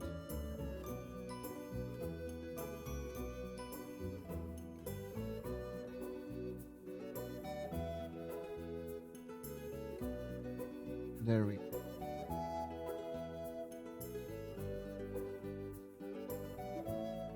Thunderstorm time? Problem isn't even, although the thunderstorm is an issue also because of Lila, but the main issue with that is simply because the we live in like a lot of Brazilian cities are built under rivers, right? So a long time ago, there was some guy who was very influential in building stuff in around the 70s or the 80s. And they created this urbanization plan, right? Where why be limited by river when build over river will turn it river in, will put river in pipes, and then we can build over the river. So yeah, so that's like that like triples the likelihood of floodings, right? That straight up triples the likelihood of floodings. So it doesn't happen often, but there are like a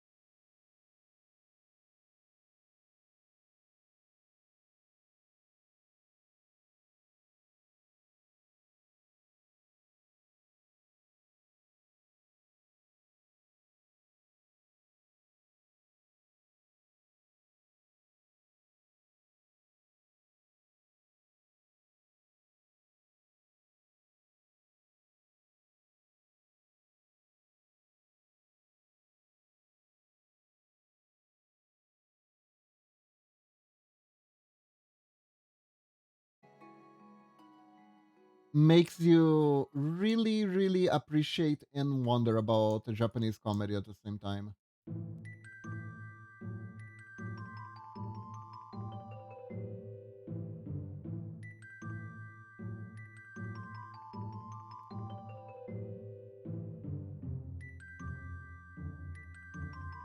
Because there are aspects of it that are really not for everyone.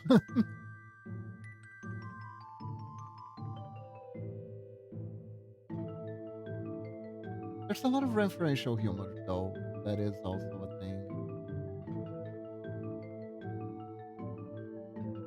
that can make it harder for you to get into.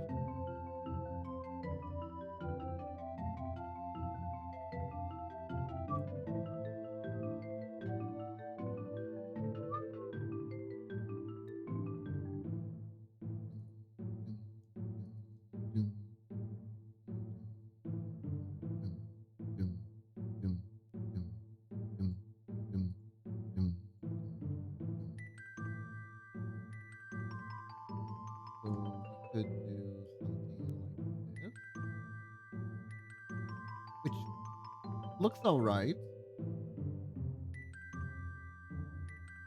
Also, is it true the next week is Walpipi? I honestly, it caught me off guard. According to Momochi, it is. According to Momochi, it is. I'm terrified because I don't have enough for the pity. I have a lot of roles, but if I'm not, but they're gonna give us free stuff, right? Hopium, Hopium. I am gonna get everything that I want out of the WPP. I'm sure. I'm sure I'm gonna get everything want out of the WPP. It wasn't a terrible idea to roll for Ren, even though I could just craft it next week. Just because I didn't know that WPP was this close. I thought I'd have one more month. I thought I'd have one more month.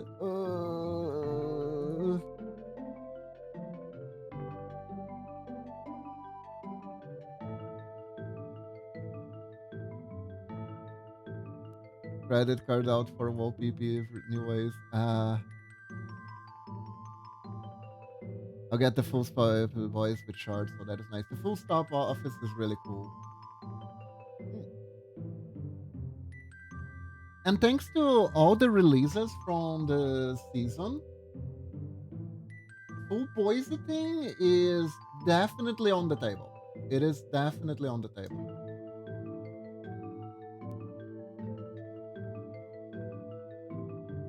Like it's never been more on the table than right now, honestly.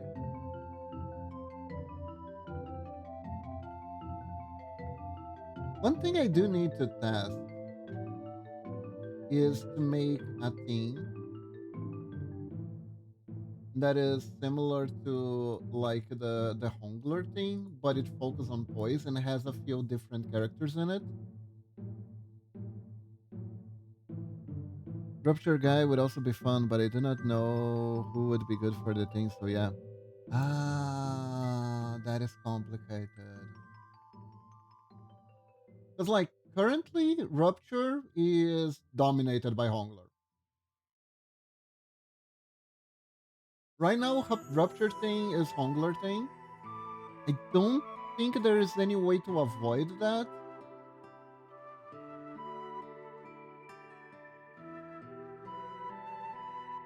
It's Hongler, Malfaust, and most of the other H Corp members. And there are some flex spots here or there, but they're all from the Honglu season.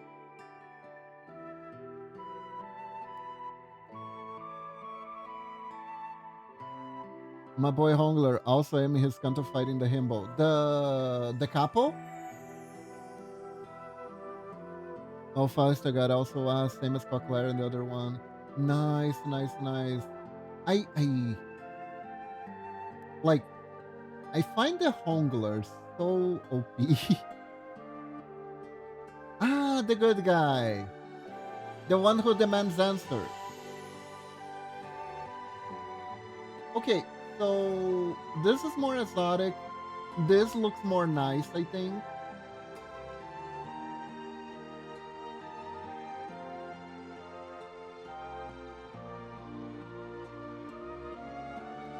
Yeah, not sure yet if he's a good guy, but he honestly felt like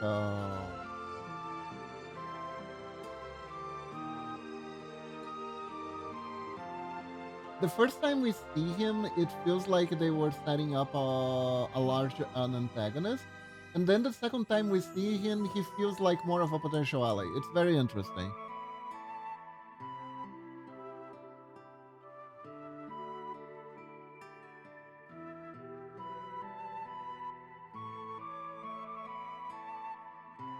I love Hongalus Kanto, by the way.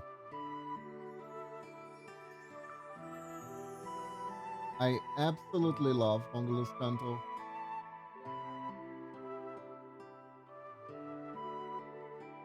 But then again, I do like every Kanto friend.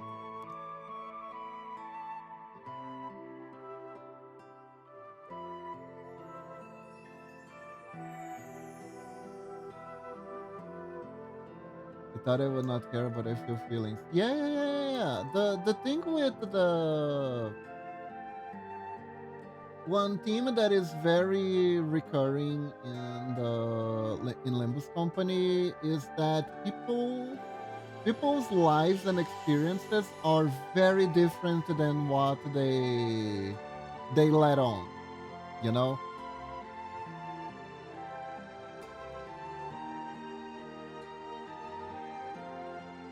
Medina, that's interesting for you to say that because I think Momochi didn't the the canto for Yuseng kind of missed the mark for Momochi too. Actually, a lot of people really liked it. I really liked it, but Momochi in particular, she was a little bit like, eh.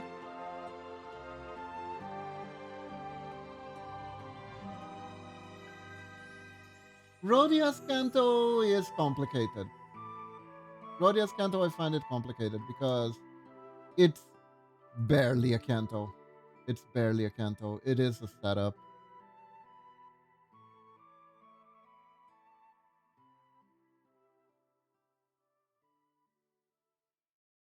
It's like a setup canto, I think,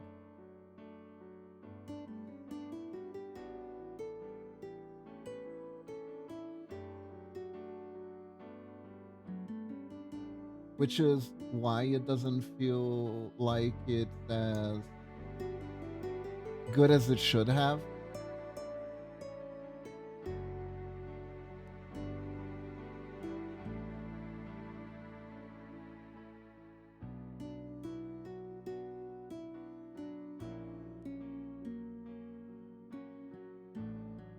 But the thing about the Rodia canto is very interesting.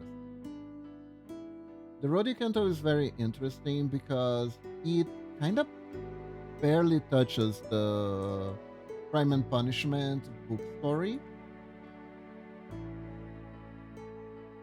Like, now, I haven't read Crime and Punishment myself. I have absorbed it through osmosis, but because I ended up finding by accident a philosophy channel where the guy discusses like a lot of big philosophers and he talks about the book of these philosophers. So he talked about the Mersault book. He talked about Crime and Punishment because it's Dostoevsky, and he talked a little bit about the author's life and stories too, right?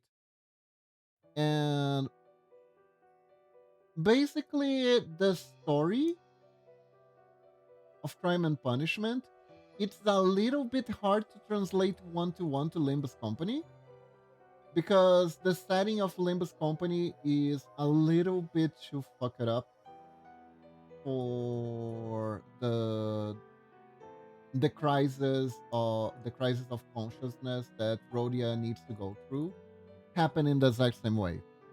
If I remember correctly, it's just the basic that she has done and the organization in the middle. So I hope you get more info on the next one. I hope so too.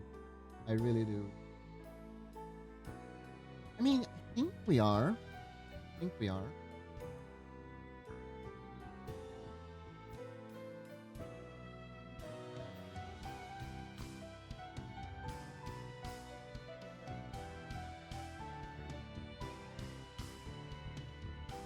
Do I actually cover her up?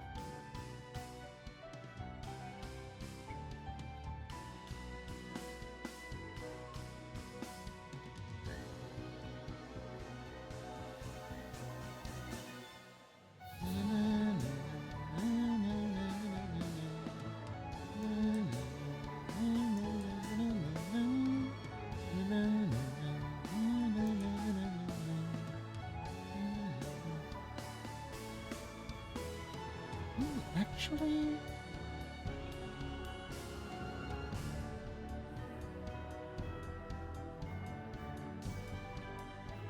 hold up. Let me cook.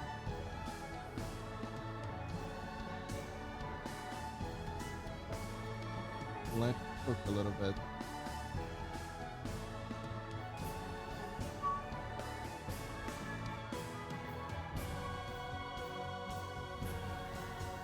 How about like a tank top sort of situation?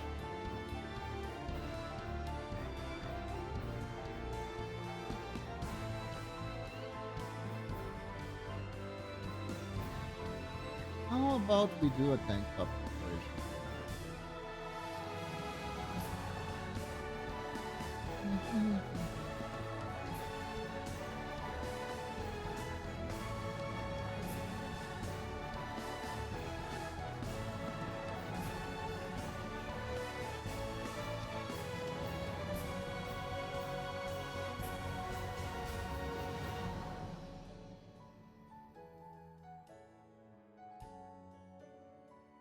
What do you got? What do you think?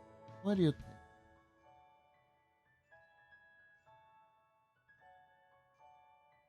Because the way I'm envisioning, I think we need to make her clothes a little bit scruffy for the whole Hell Guardian team.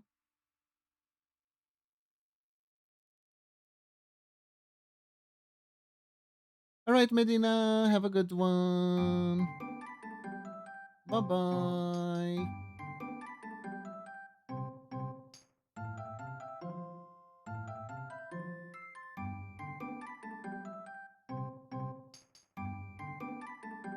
But just to finish off the topic of Rodia's Canto and how crime and punishment goes, the Cliff Note of what crime and punishment is about. Crime and punishment is about thinking you are above consequence, having this theory that if you are like if you have a good enough goal, if you have like great enough aspirations, you are immune to consequences. You should be immune to consequences, right? That is the key. That is the key idea of crime and punishment. And essentially, the protagonist does something because he believes in this. This is like his philosophy, and he's trying to prove his philosophy. He commits a murder on a person he thinks deserved it, and he thought himself to be above it all, and that he could get away with it. But slowly but surely, his actions causes him to have a dilemma of consciousness, essentially, and he realizes that there's no such thing as someone who as like a superior human being who can be above the consequences of their actions.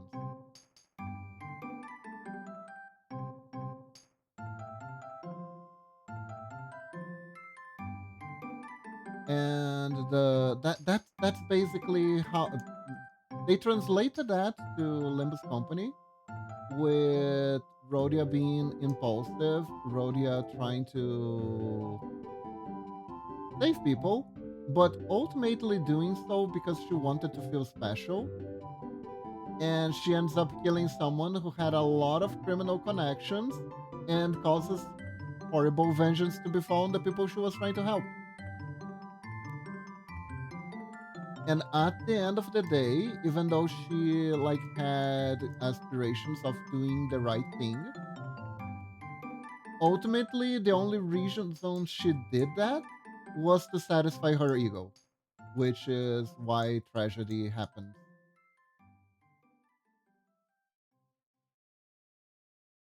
She had good excuses to do what she did, but ultimately it was those were just excuses and not the reason why she was doing the things she was doing.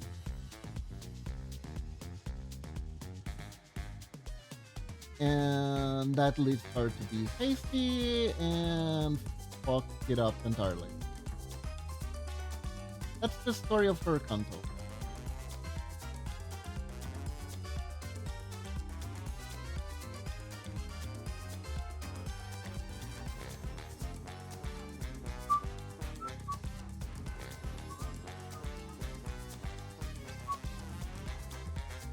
It's pretty interesting. I think I need to read that book. Unfortunately, I think I need to read all the books at one point or another. Because at the end of the day, every single book the game is based on is like a very interesting book to read, like for like culture and stuff. Because a lot of them were based in philosophy and stuff like that, so they are like at worst case scenario, you might be positively influenced to learn something. So why not, right?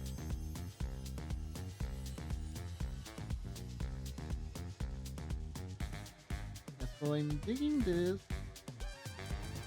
This part here needs something, I think.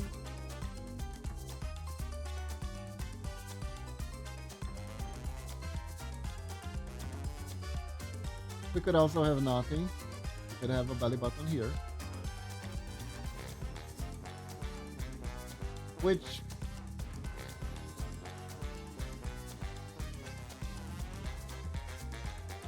honestly could be a thing.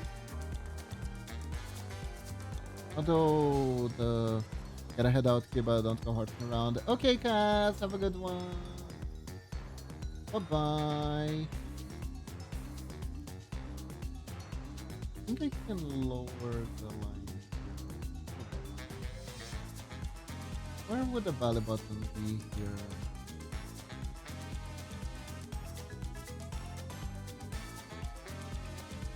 Where would it be?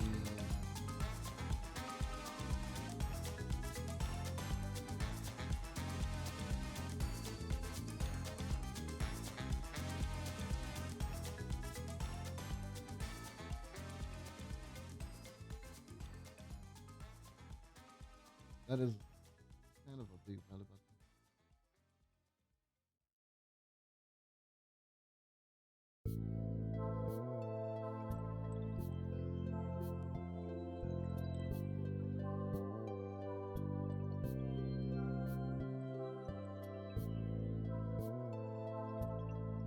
I I'm not sure where the belly button is supposed to be actually.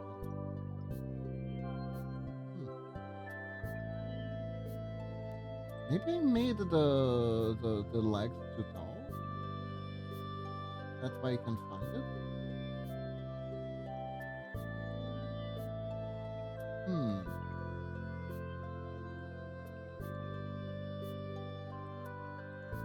Like in theory.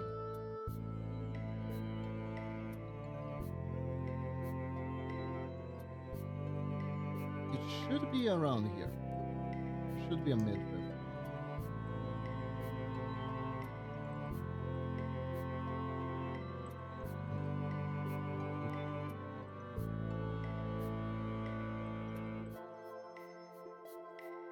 I don't remember. Did I actually drill a belly button properly?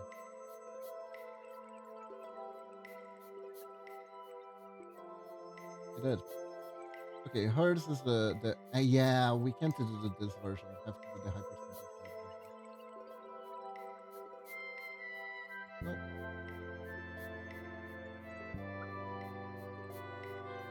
There it is. There it is.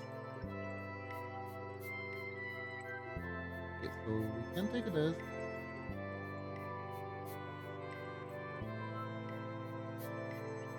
Mm,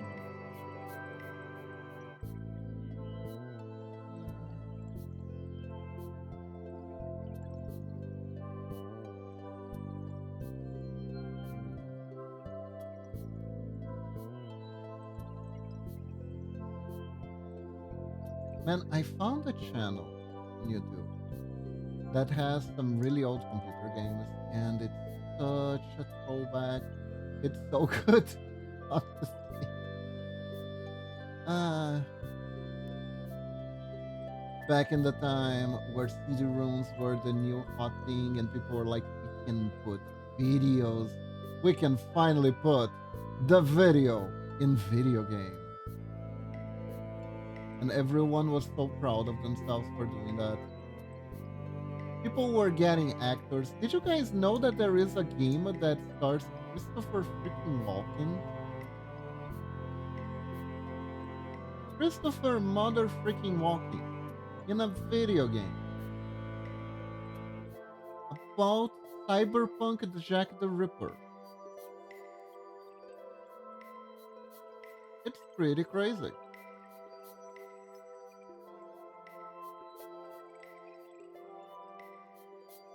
It is very crazy.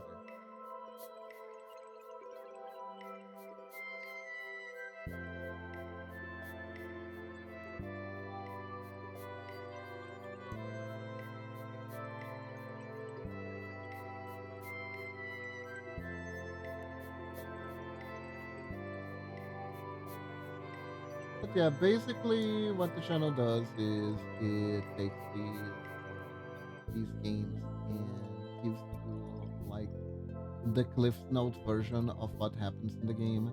And that is honestly a type of content that I really like.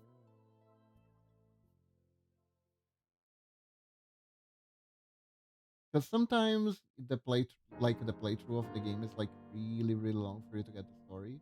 And sometimes you kinda like, I don't remember this existing. I just kinda need to know what happened at this point. So they do that and it's kinda nice.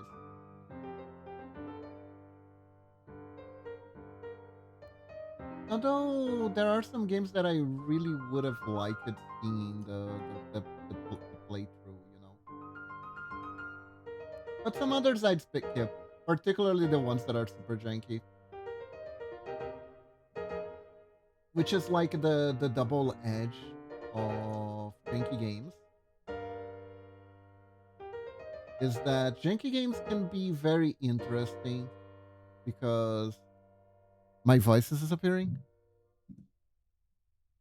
Hello, hello, is it okay? Hello, hello, hello. Am I okay now?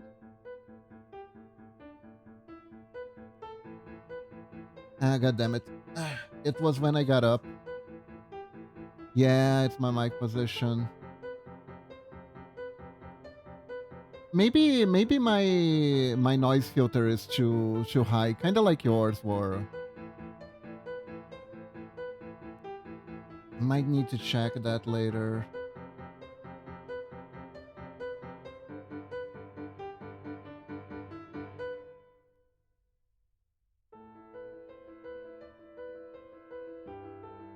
Actually, your mic's too much on the side. It's not capturing. Ah. Wait, but now it's okay.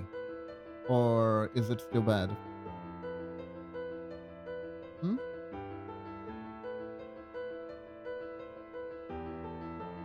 Now it's okay. Okay. Okay.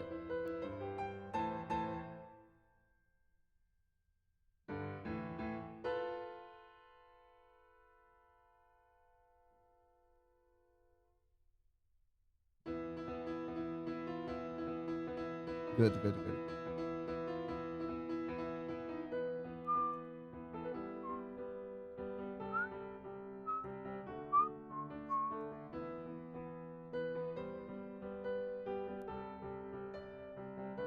Yeah, I need to be careful when I step out and step back again.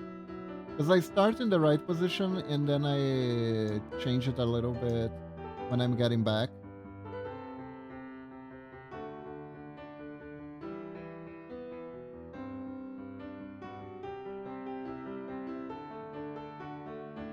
Hello, cutie kitty. Hope you're doing good. Welcome to the stream. Hello, hello. How are you doing today? Hello.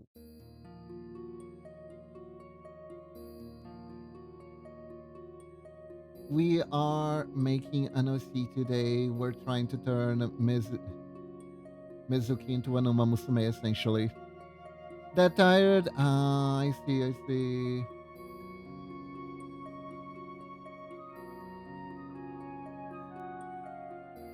Dude,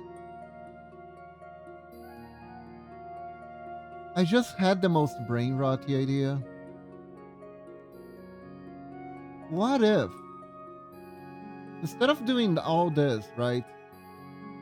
Like,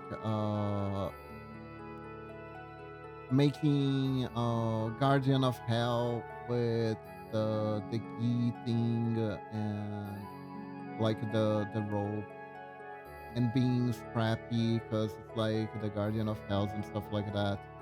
What if we actually embrace the idol of the Uma Musume and we make both of them like an idol duo that keeps singing in front of the gate of hell? It doesn't let people pass through unless they watch their performance and buy merch. What if? What if this is the character we actually need? Yo, I think I like that idea. Hold up. Hold up.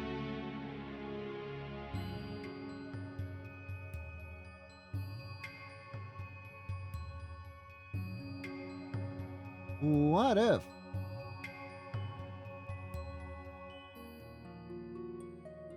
Actually, I don't.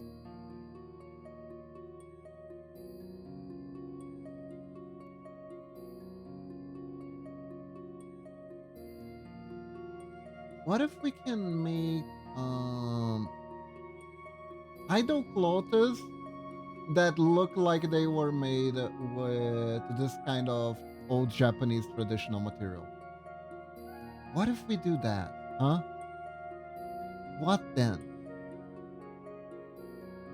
That would look pretty cool. If we can like capture that, it would probably look pretty cool. So fuck it, let's do it. I like this idea. I like this idea. It gives like more personality.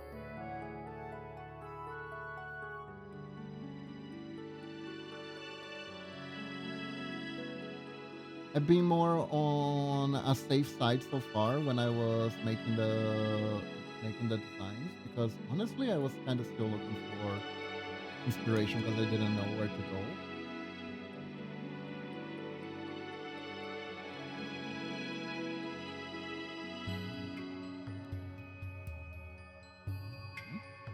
Ah. But like, what if? Oh, you're that tired? Oh my god. Hope you can rest a little bit, kitty kitty.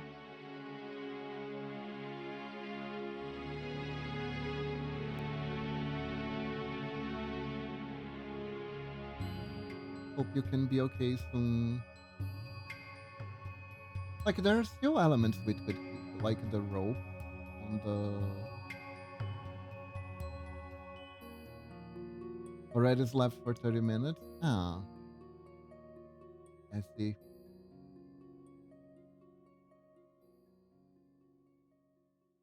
There are days where you might need more sleep though, honestly. Some days are rougher than others.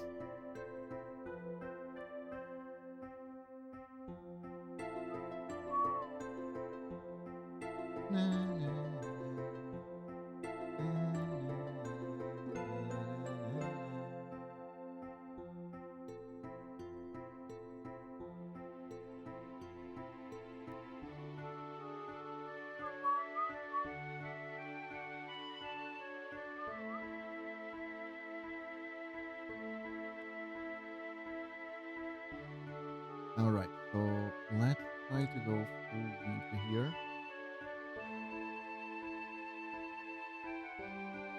He isn't going regular weeb, he's going full weeb. Oh my gosh.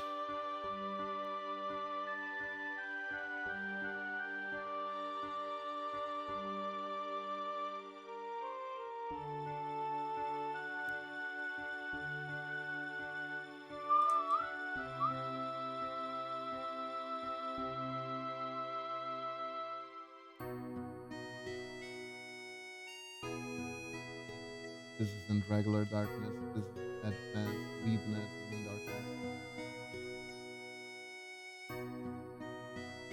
I think something like this.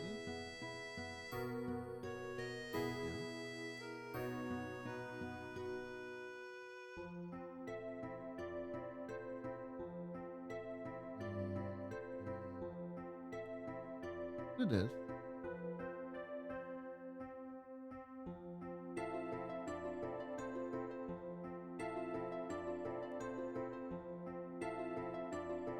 There we go.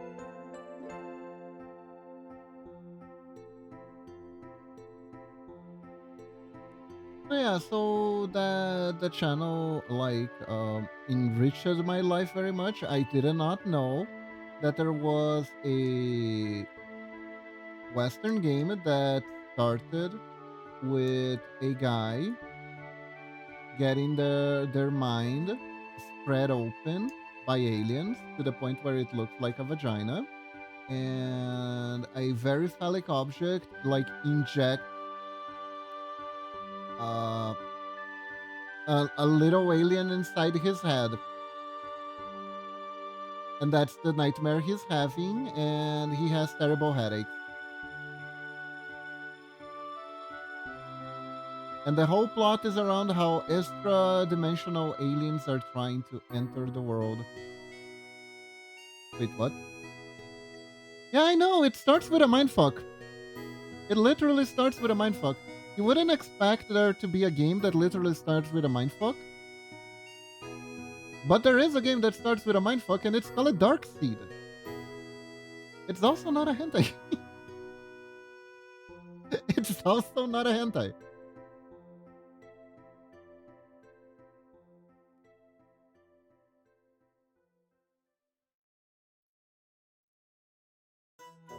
It's an old computer game from the 90s that uses art and assets that they bought from the guy who created the design of the xenomorphs from Alien. I have way too sleepy for this shit. Sorry.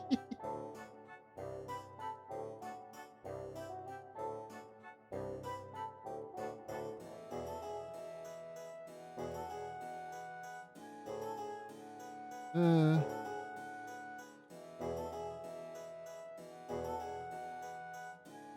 it is a lot, though. It is a lot. Not gonna lie.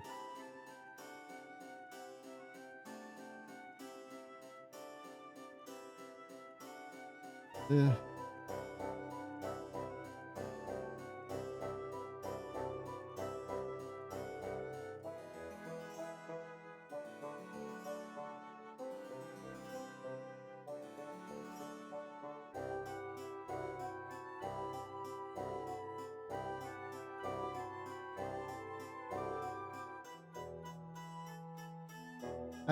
I like these types of like really weird stuff.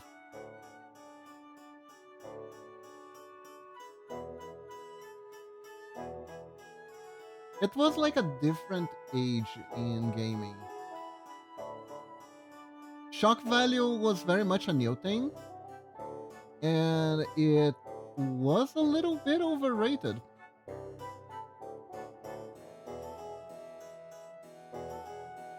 Especially because these were horror games, right? They're horror games, so they are meant for a mature audience for once, and they really wanted to capture the shock value about as much as possible.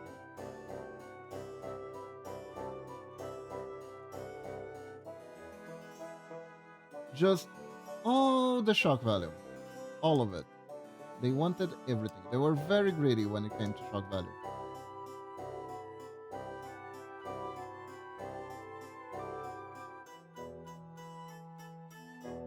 But anyways, let's see. What else did I do this weekend that was interesting? Well, not much. I watched a bunch of YouTube. I had plans, but I ended up getting a little bit sick.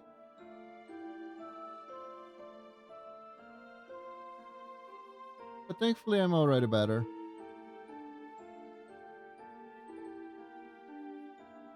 Oh yeah, we didn't finish Mega Man 11, and we're not gonna finish it this week either.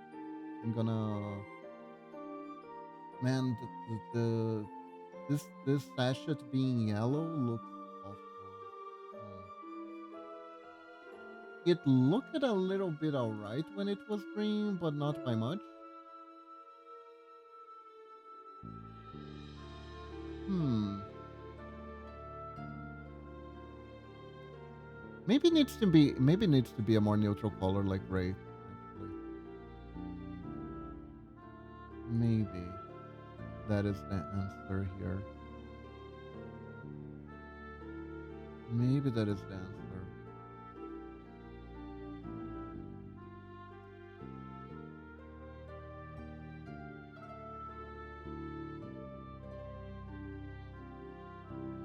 This actually reminds me there are.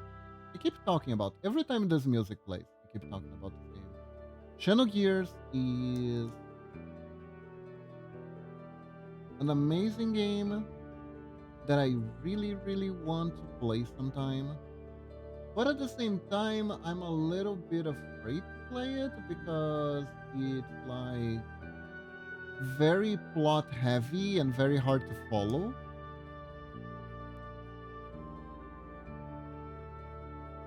So I do worry how much enjoyment the game would actually bring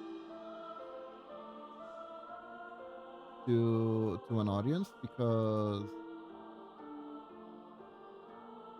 it's very dense. It's very easy to lose track of what is happening. And I don't know if it's still enjoyable if you stop understanding what's happening, you know? Could we do like a Sailor Fuku? Maybe we could do like a Sailor Fuku. Sailor Fuku.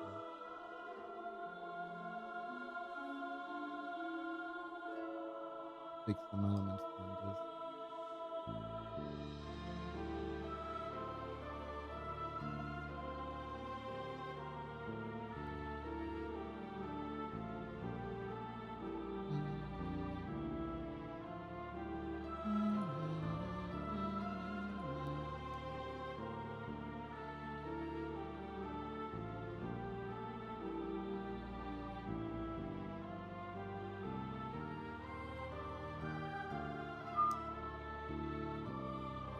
But I've been loving playing the Mega Man series with you all.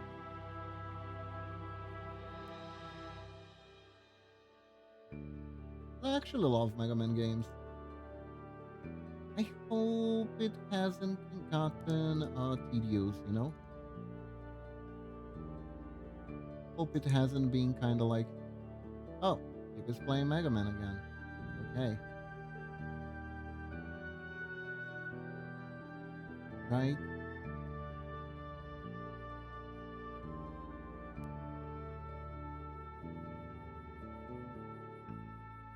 I did think if like it did, you guys would have complained it already.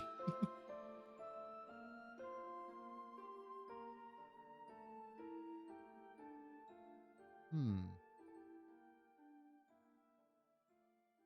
Hmm. Rest, rest, rest, rest, rest.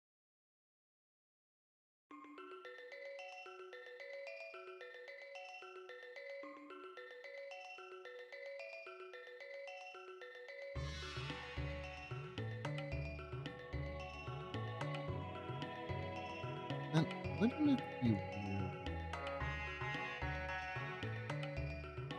if this was... Hold up. Let me test this actually.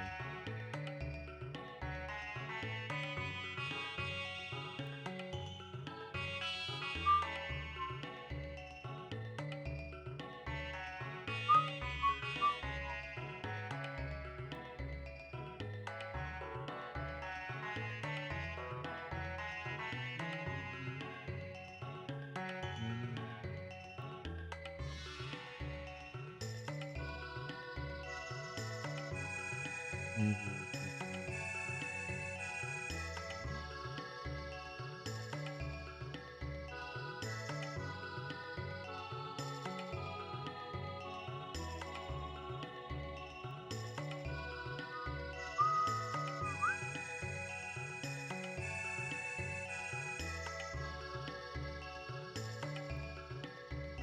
I still don't necessarily know what to do to help catch up to people when I play like story heavy games that are like really, really long.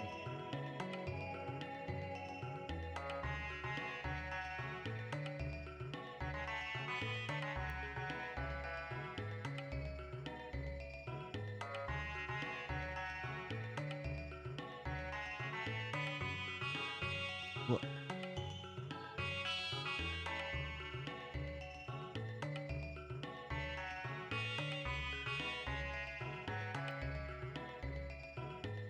or maybe something like this.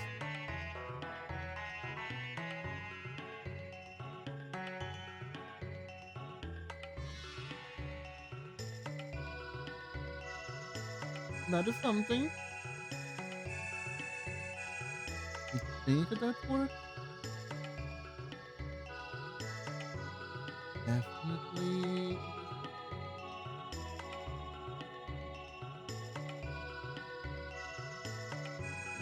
Do this.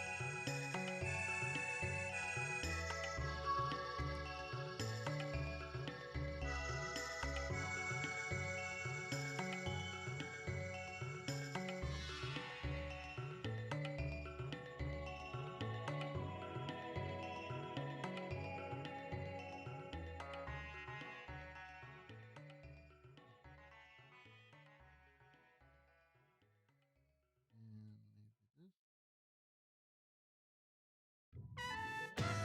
I could do bandages. Bandages are okay.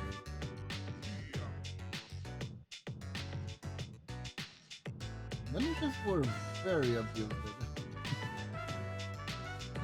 in like Japanese with Japanese clothes, I think. They were used very often.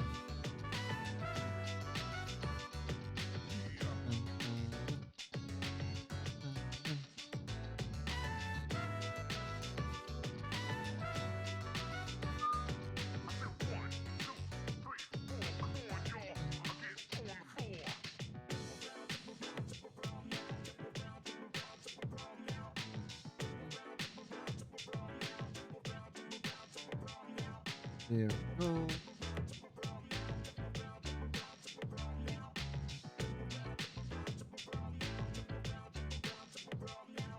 So there was something I was thinking about the other day. Have you ever noticed how sometimes anime kind of power creep their characters with like new powers and abilities that not always, but sometimes causes some like bigger issues with the story at large?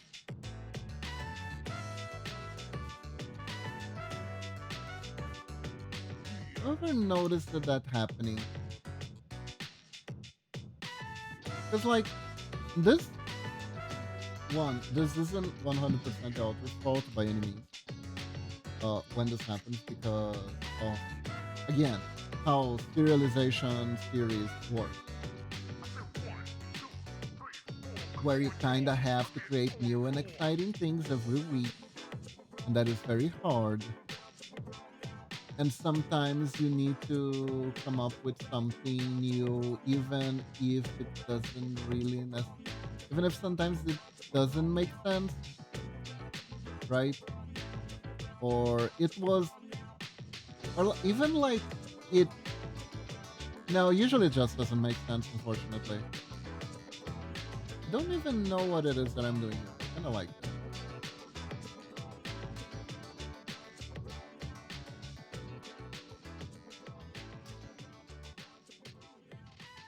What if we did like a little bow here, just to could be. What if we made the bow? Aha! Just for the sake of some anti-symmetry,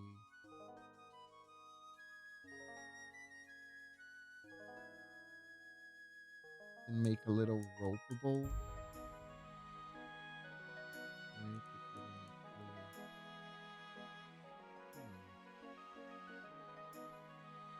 Do I want? Nah, I don't think I want a rope bow here.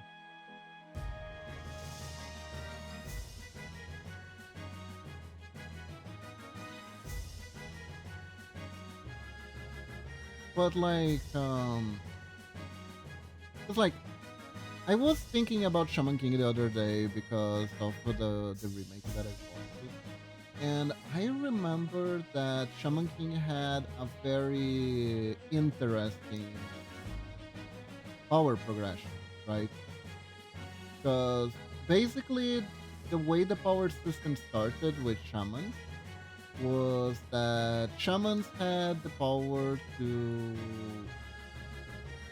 channel spirits of the spirits of the dead to bring their powers back to life again. So Protekun was a shaman. He could use different spirits for different situations, which was a thing at the start of the manga. But because the main he had like a main spirit, and main spirit was a samurai, and that's cool. They decided to focus the problem solving more on fighting, the fighting to be more the problem solving to be more fighting, and to focus more on solving problems by hitting swords on them, right? And the problem with that was that as a power was kind of stale a little bit. It would get a little stale over time because honestly, it's kind of hard for a dead spirit to learn new things. It was a little bit part of the team because it was like a setting where being dead kind of wasn't that much of a big deal. You know what I mean? Because yeah, you died, but afterlife is a given. Technically, a shaman can bring you back. So really, what's the big deal about that, right? Which was even a thing that was embodied by the villain. The main villain didn't care about protecting human life because they're just gonna turn into spirit anyways. Why should I really care about that, right?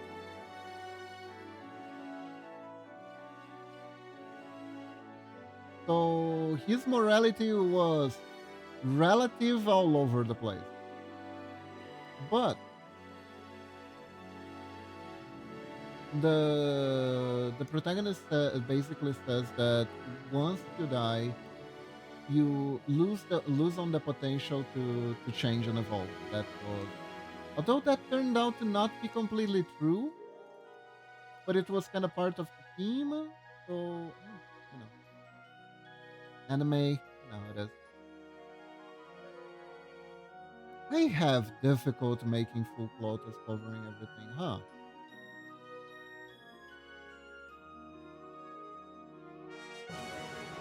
Maybe we should face our challenge. Maybe we should face our fears and do it just for the sake of it.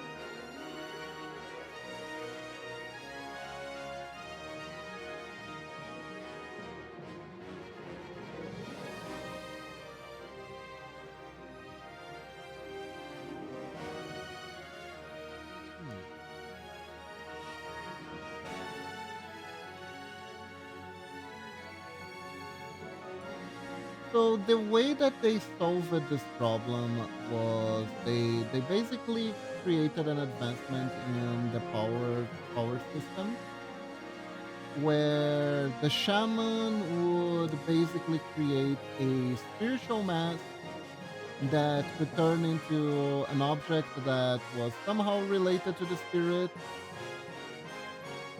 and would bring about new powers. New powers that the spirit had, but the shaman now had the ability to cultivate it. So that's pretty cool. Also, that makes the previous fighting system completely useless. And because there was like because it was a tournament style story, right, where people were competing tooth and nails, these ancient shaman families had their inheritors fighting for the throne. It's all or nothing. They've been preparing for ages for this tournament, family passing family secret down to family secret. Why did the parents not teach their children how to use the advanced system beforehand? You literally need to know the advanced system to qualify. That was how it worked. They were just like, instead of teaching it, they were just like, ah, when the time comes, I am sure Protect Moon will learn. It's fine. It's fine. They kind of like relied on the protagonist's power, the on protagonist perk, for the protagonist to learn how to do it. Which put them in theoretically a huge advantage because there were people who just knew how to use these things from the start. So there was like a sort of like RPG brain progression happening there. Where, okay, you evolved from basic shaman to advanced shaman. You learned Oversoul, which was the name of the thing where you materialized the spirit of that. Which doesn't really make much sense from a world building perspective. It makes sense from a story progression perspective, but that's about it.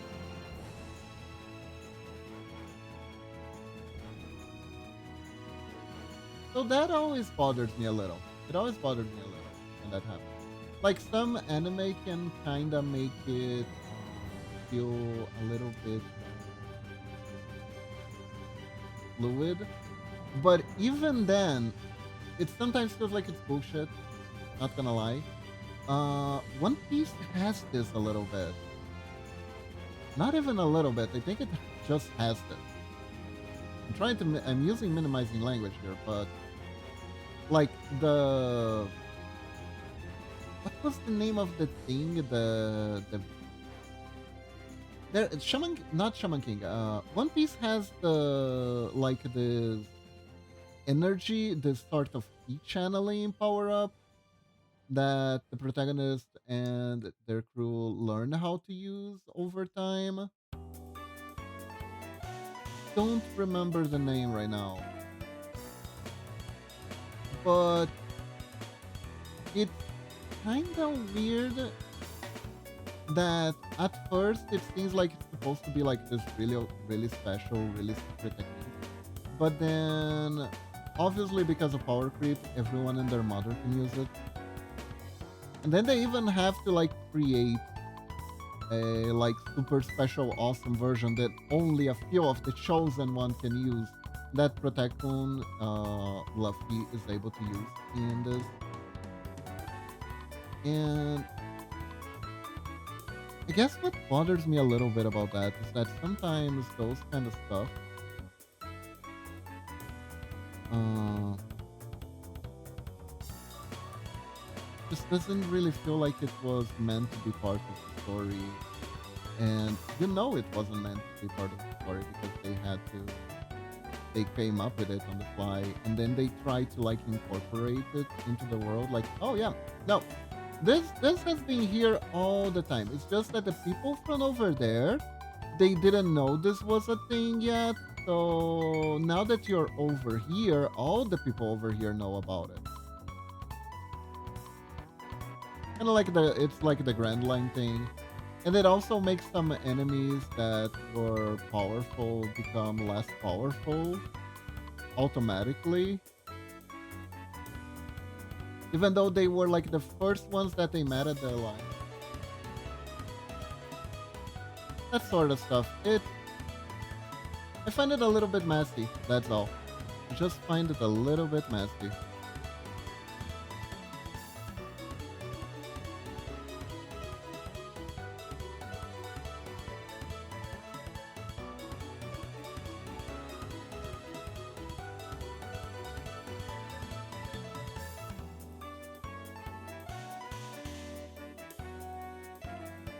Can we make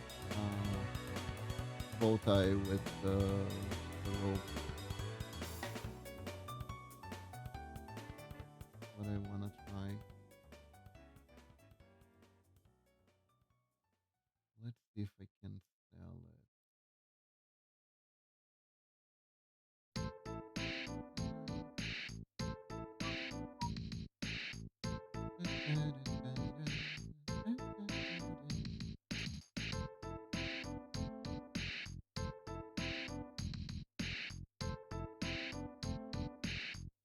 That and this song actually reminds me of something that ended up being straight up weird. Oh, isn't too bad. I do want to put it in a different layer.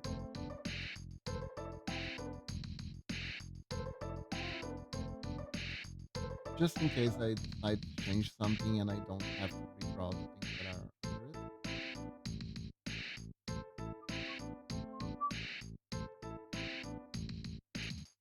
Remember when I played Secret of Mana, Trials of Mana, right?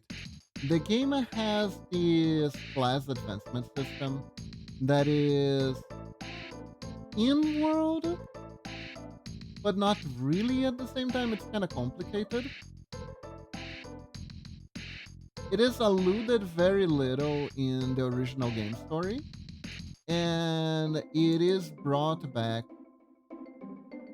in the because basically you can class change if you reach a certain level and you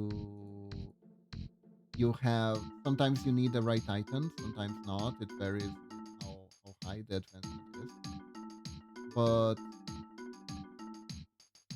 basically, it's a class change. You get a new class, you get more power, stuff like that. And they acknowledge this in game like two times. One time, the swordsman of the group threatens an old lady because she wants to become stronger. It's an old fortune teller, and the fortune teller tells him that there is a way to advance your class. It's like this plot is literally I want to level up,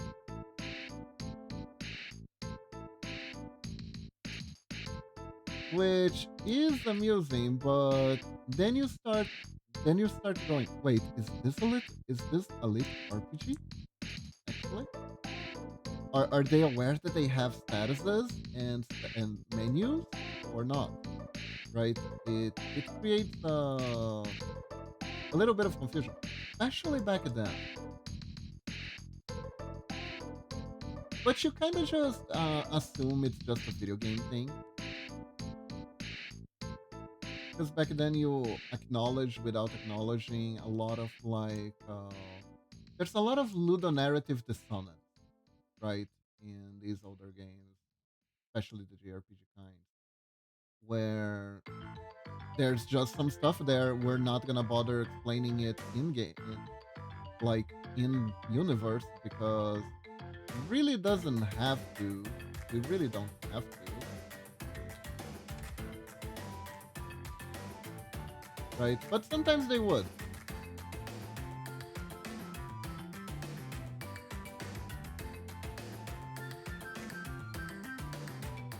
And I remember the two situations. The first one, the seer tells the swordsman that because he threatened her, the only class he could advance to was probably going to be a jerk bully.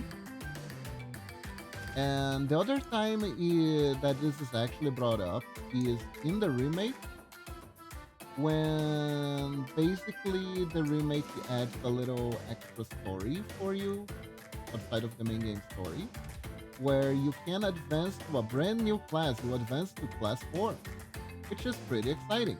But they all talk and acknowledge about this class 4 as if like it's an in-world element and it's just called class 4, which I thought was hilarious. Ah, yes, there is a legendary technique that will increase your power. It is called advancement to class 4. That is, that is so well. That is so whelming. That is so whelming.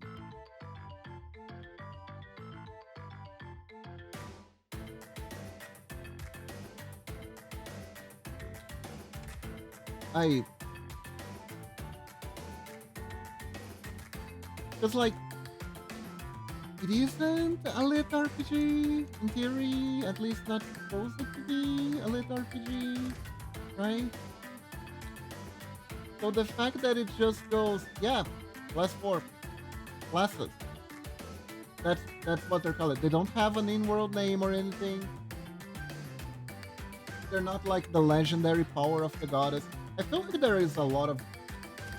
If they wanted to, they could have make some shit up, you know? They could have made a little bit more, put a little bit more effort into not immersion breaking.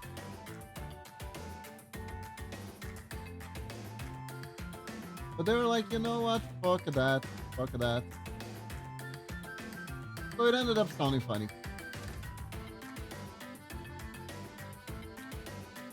Still love that game though. Still one of my. Partially because it was one of my like first big RPGs.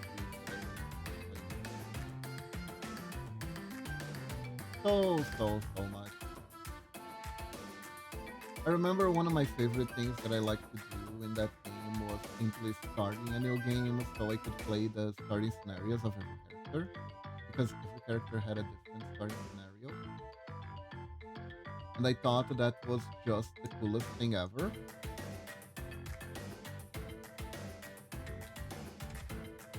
So I wanted to play through every character scenario so I could know them better.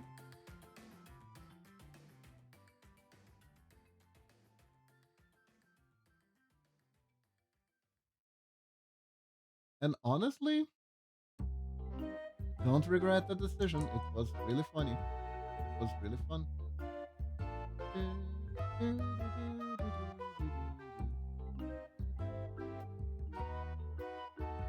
It also increased my playtime by a lot.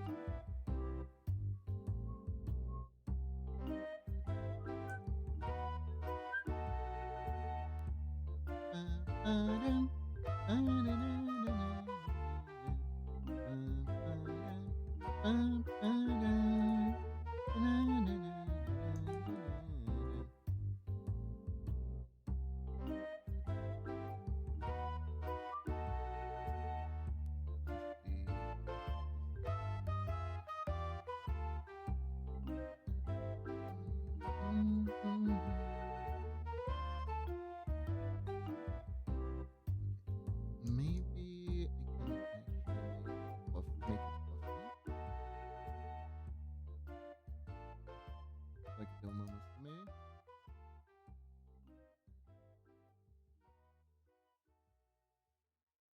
Ah, too puffy. Okay, so maybe we don't do it like we can do it properly. We don't have to do it like batch it up, you know.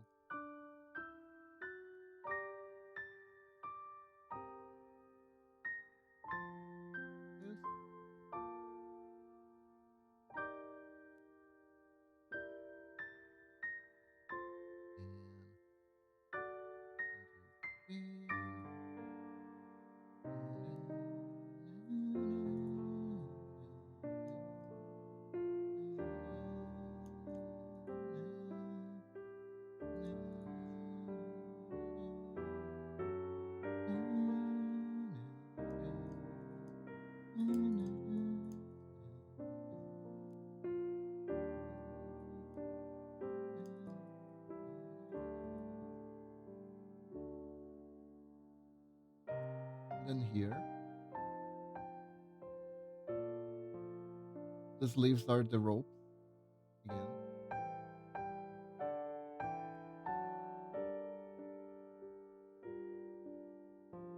What I am trying to achieve with this design, right, is I am trying to make it look like she heard about idols and she tried to make the clothes for an idol herself using like the fabric she could find in like Japanese medieval setting essentially. So instead of like the regular frills, there would be like alternatives. Maybe I could make some straw coming out of her skirt because she's trying to do the frills, but she doesn't really have the material to do it properly.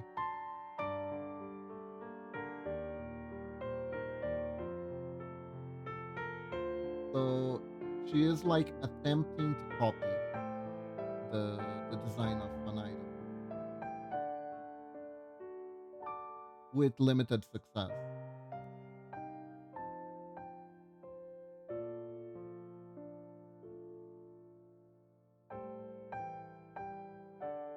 This is more or less how Slayers did their thing too, when it came down to adding weird stuff, but also somehow respecting the world building that they had,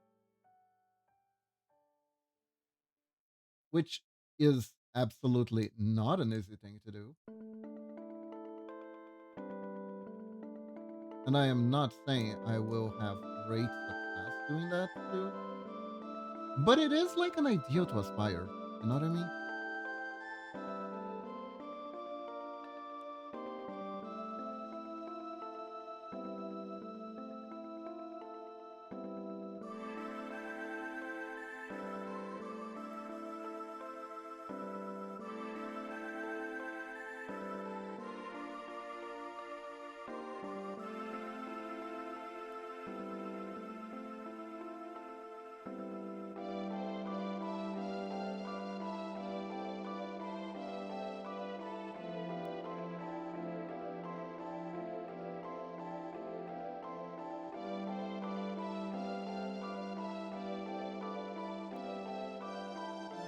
I am by no means a master designer, or even like extremely knowledgeable about like Japanese history or anything like that.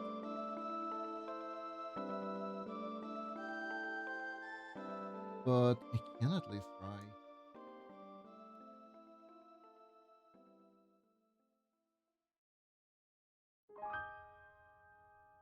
That I can do.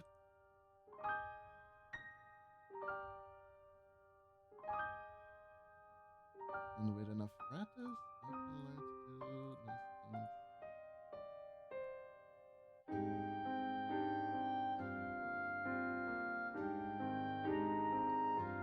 There we go.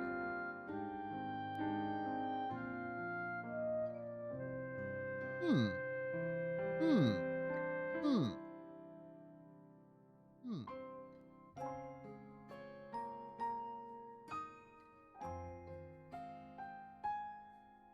I would say not too bad. That looks kind of neat.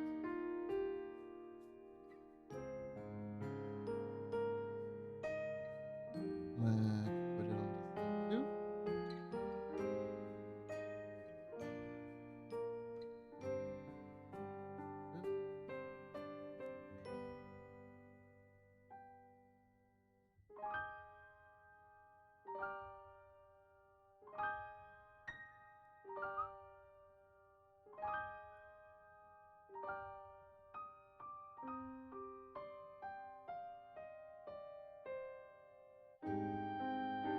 There we go.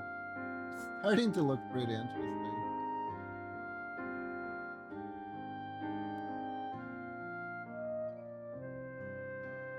The only way to make this look more interesting so far,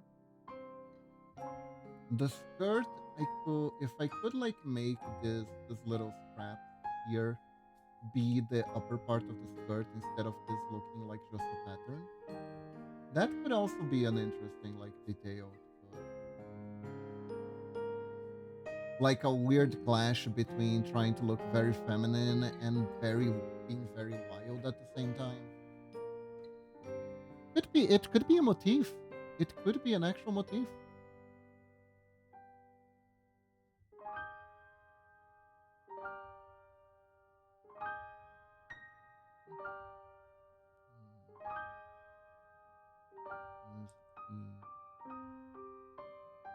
And I did not save up until this point. It's safe now. It's saved now.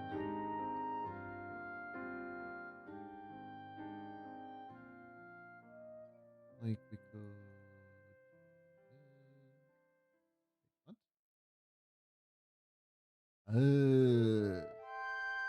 Right. Gotcha. This area here needs to be transferred. There we go.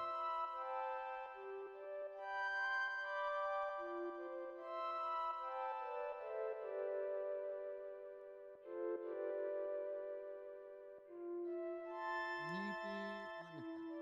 I'm gonna test this first because I want to make sure it works for me. So basically, we let it escape the skirt a little bit. So it's a little bit like an overskirt, so it shows that it's an overskirt.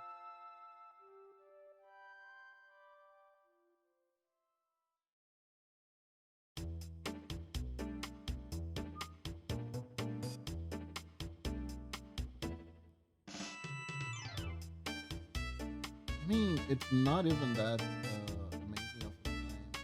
A lot of models go but it could be nice still. Could be nice. Could also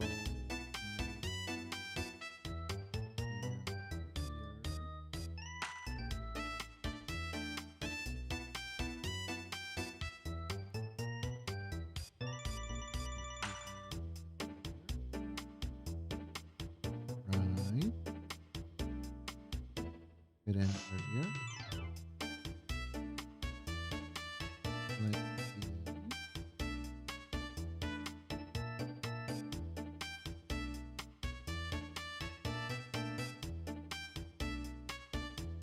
And there we go. Hmm. Uh,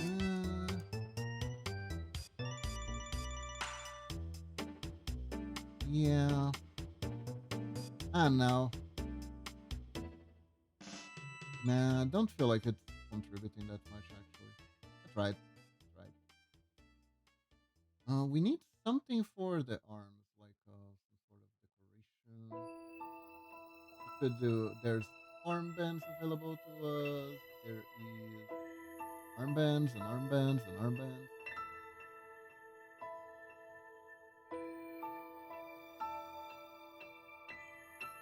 We could do the ropes again.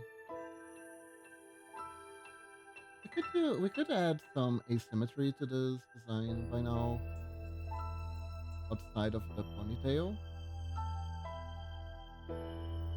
Could maybe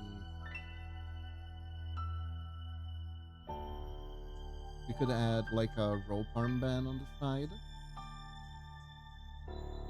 right?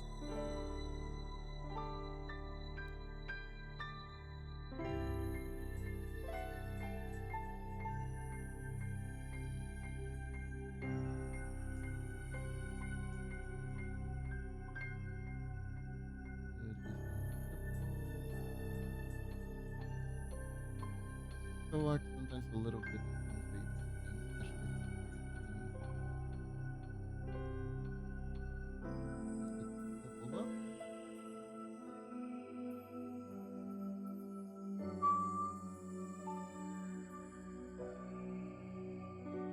not sure if I want to do the bow here, like a very tiny version of the bow.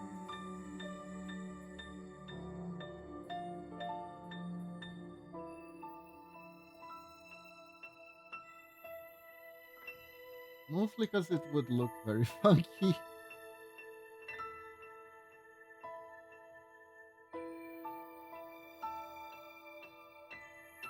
Yeah, making it too tiny makes it very funky.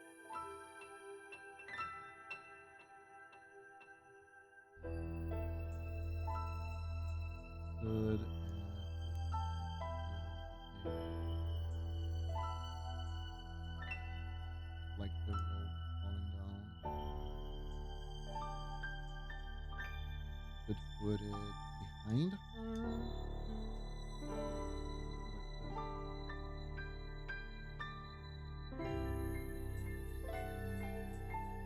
Something like this. Like this. Right. And on this side, we could put an actual armband.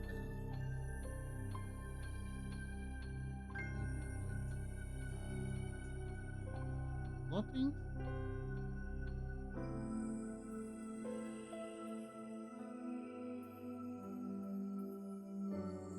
This. Mhm.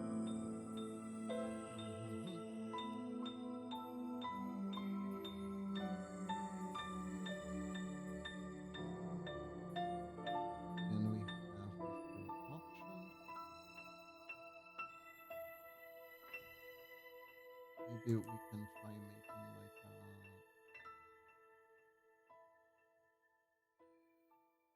merchant sleeve here.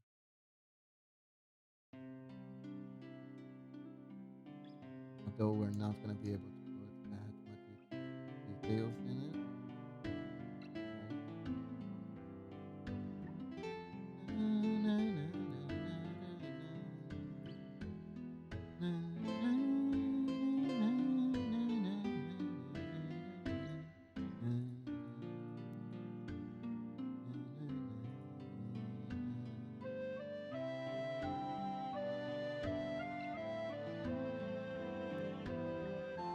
This looks good.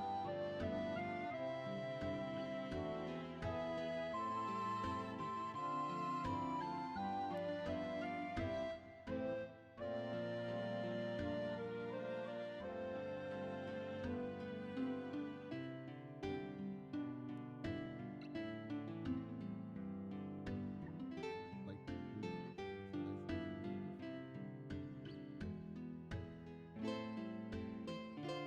Interesting how sometimes making things a little bit oversized would make them look nicer. And the compass is too tiny.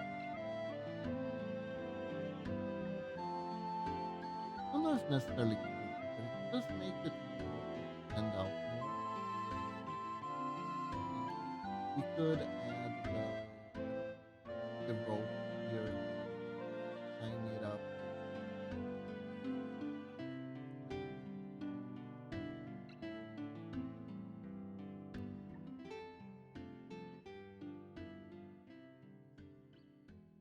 being able to do that. Okay.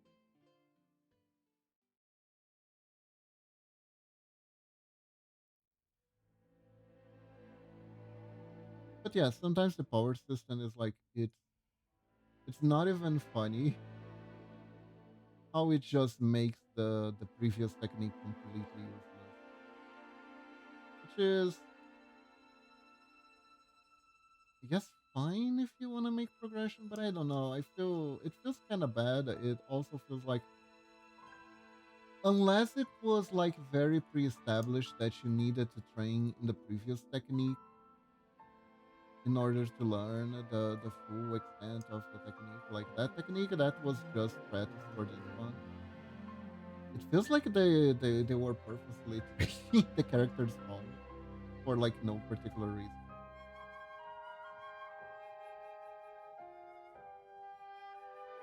That's how I felt on Shaman King in particular. Shaman King in particular, It felt like they were training Yo very long for no reason. It wasn't like this was like this technique was a new discovery. Turns out everyone around Yo could already use it, and he was actually kind of lagging behind everyone else, but he didn't know. It was very weird. It was very weird. I never really thought about it until I saw the remake, because on the remake they kind of bait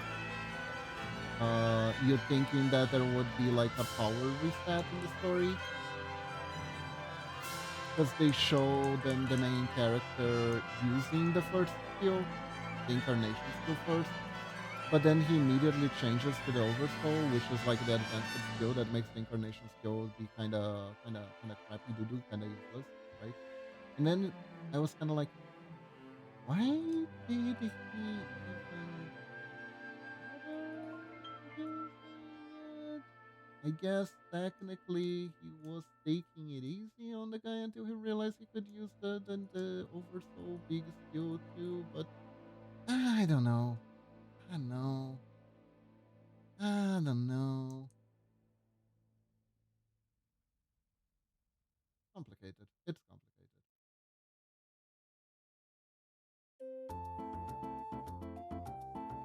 There's probably a good reason, and I haven't done anything about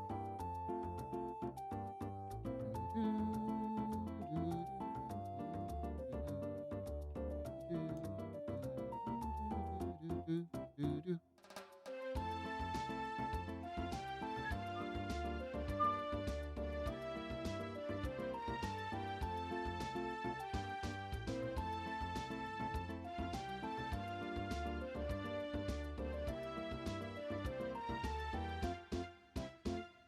There we go.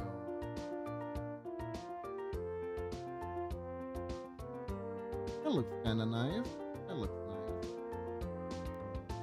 Hmm.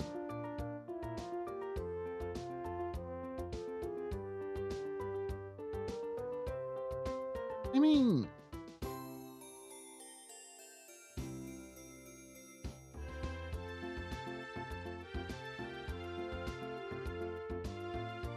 I'm sure there are details I need to add. I forgot her tail. That is very important. This Anuma Musume, she needs a tail. That's an important detail. Hmm. Where do I put it though?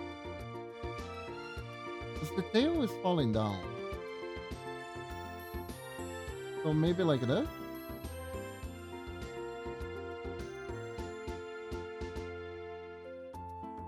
Depending on where we put the tail, we could actually be TOS territory.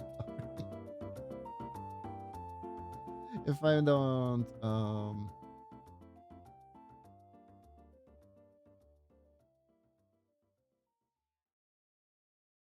which this is a horse tail. I swear it's not a horse anything else. Please.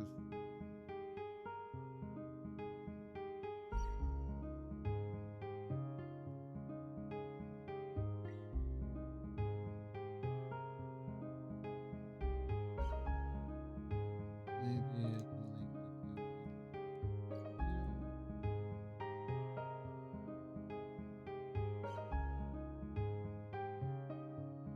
here. There we go.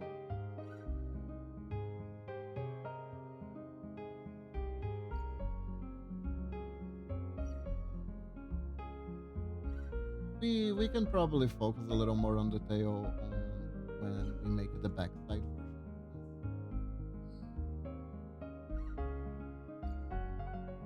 Let me add some more shadows to the main body because I haven't done any and it's starting to bother me a little bit.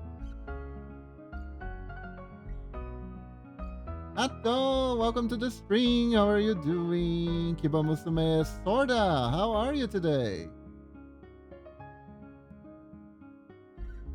We're doing kind of like a little. Gave myself a little challenge. How are you doing? See, I'm trying to combine this with this.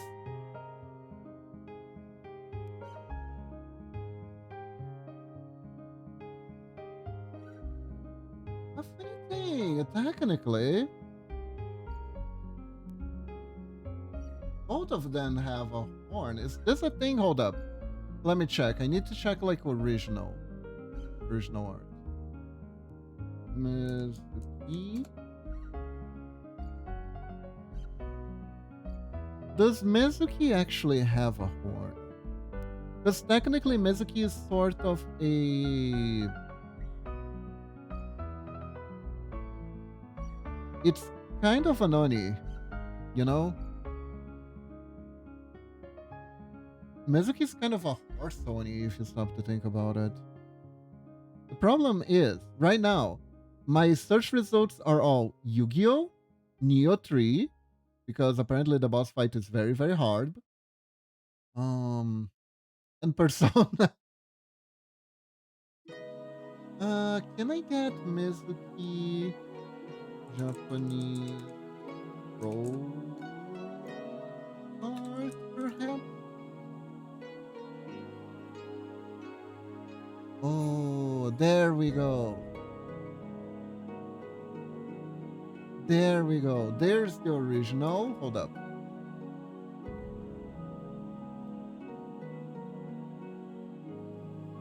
Here's the traditional art.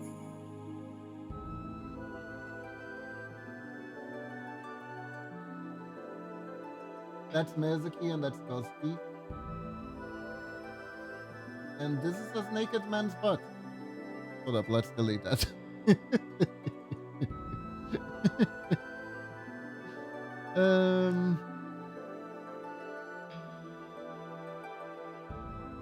Anyhow.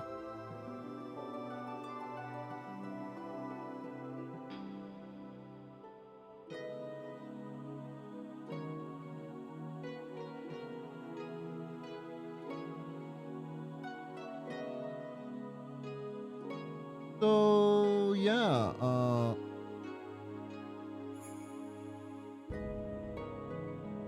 I guess it's open to interpretation. Like the original art here, from what I'm seeing, doesn't really have horns, right? Just have like a little cute scarf.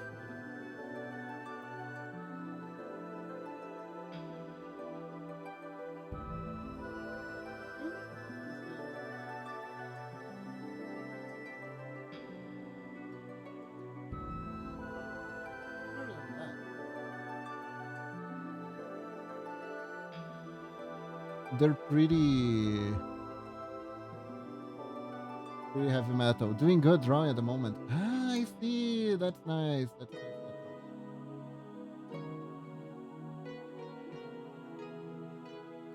Maybe she could be a little bit more heavy metal. Oh, hold up.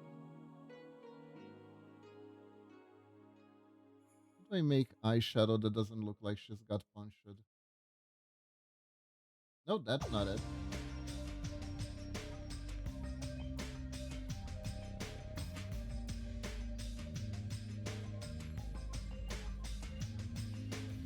Eyeshadow plus pixel art.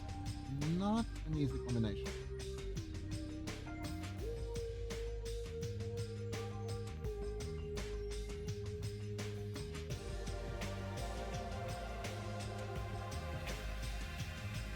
You know, kinda digging it.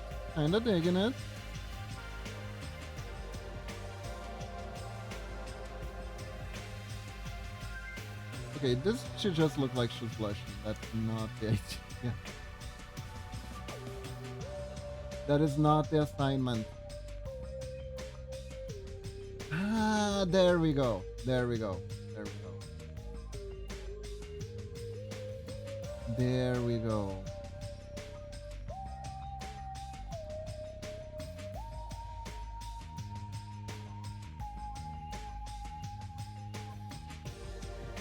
Okay, I like it.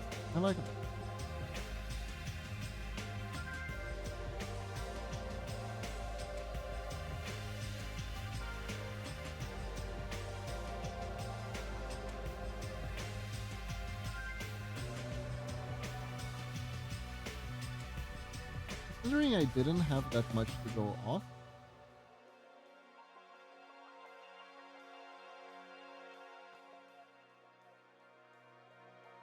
I will have to see if I really want this color floating around. I do have. Oh, there we go. There we go. We got some frills here. Some frills and trills.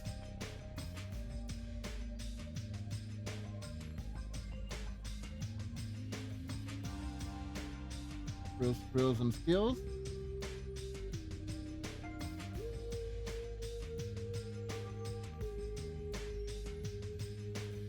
Very nice.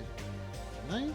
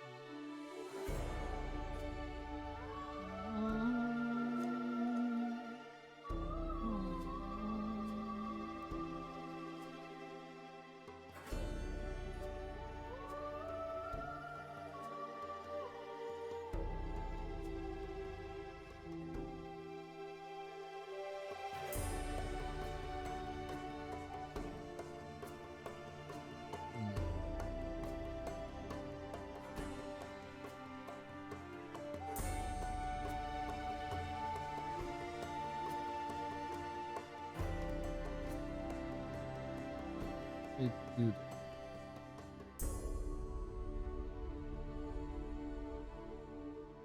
this. It does give like a more HD quality to the dice. Not gonna lie.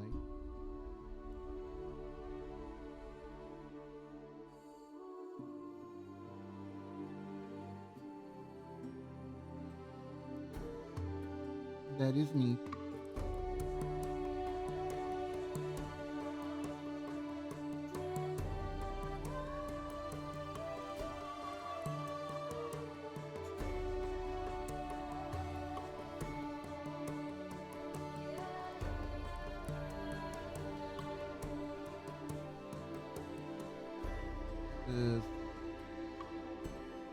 This is okay, but at the same time,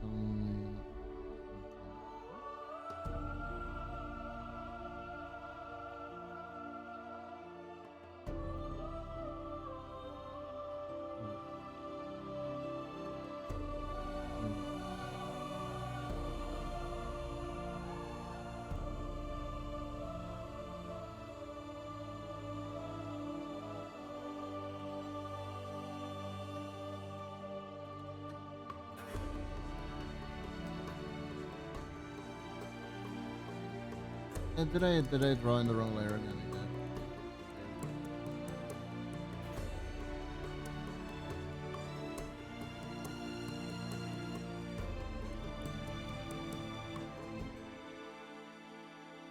Ladies and gentlemen, welcome to the right layer. That mysterious, elusive layer that I keep missing.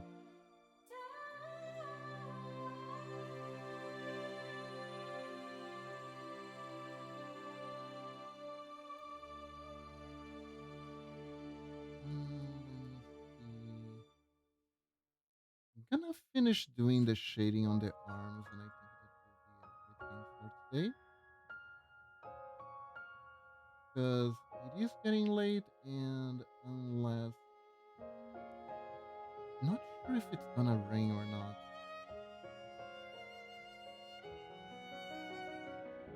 it doesn't rain,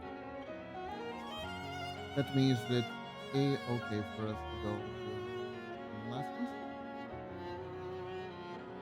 which is nice because I am paying for them and it's good to go there when possible, preferably to never miss.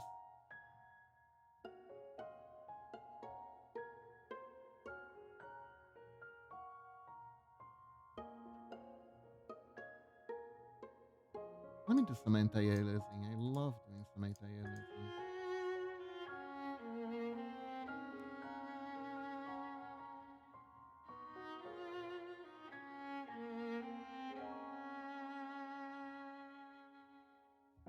Anti-aliasing is the best.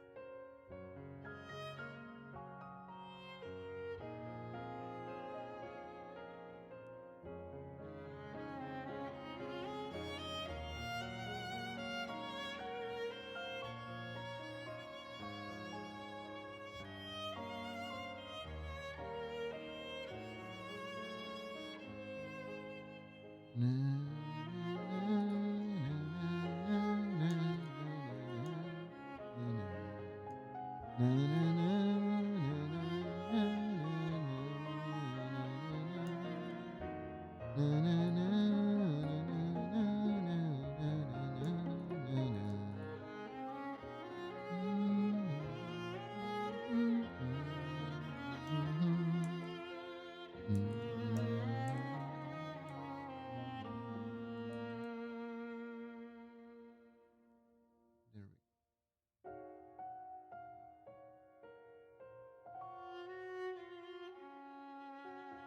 The eyes don't feel like they're looking forward. I don't know why. Don't really know why. Because the eyes on this position, work it on Sume. Sume looks like she's looking at us, right? But Mezuki looks like she's looking to the side a little. I don't know if it's because she looks a little bit shy, so that's the natural assumption.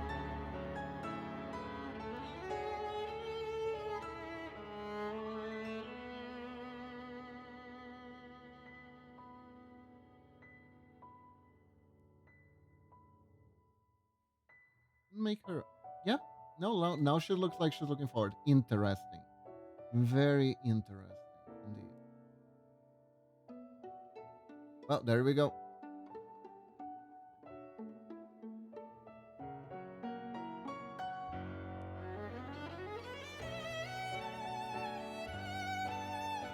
There are more shadow paintings here.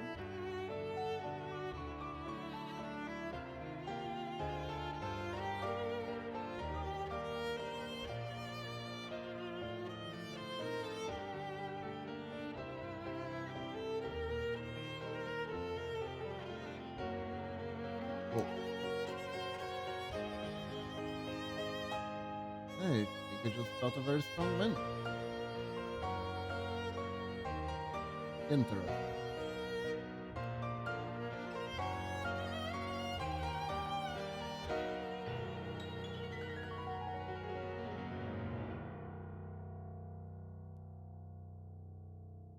So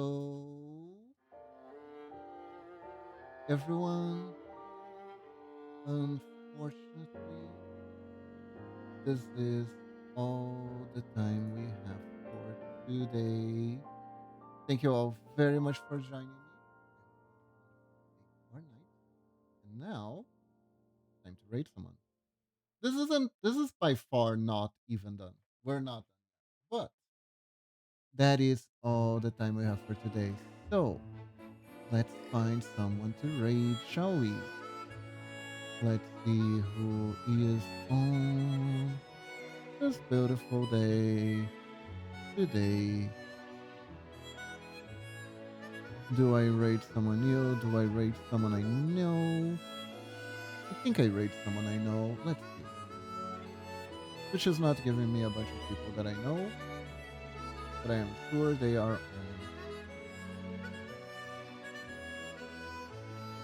Actually, not that many people on today, interestingly enough. Let's see.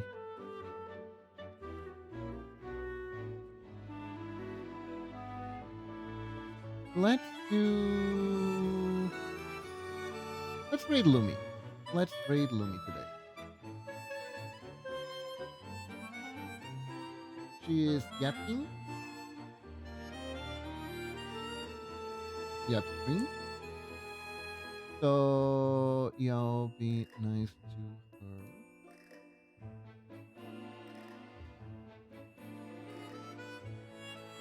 And once again, oh, I know the boat built nice.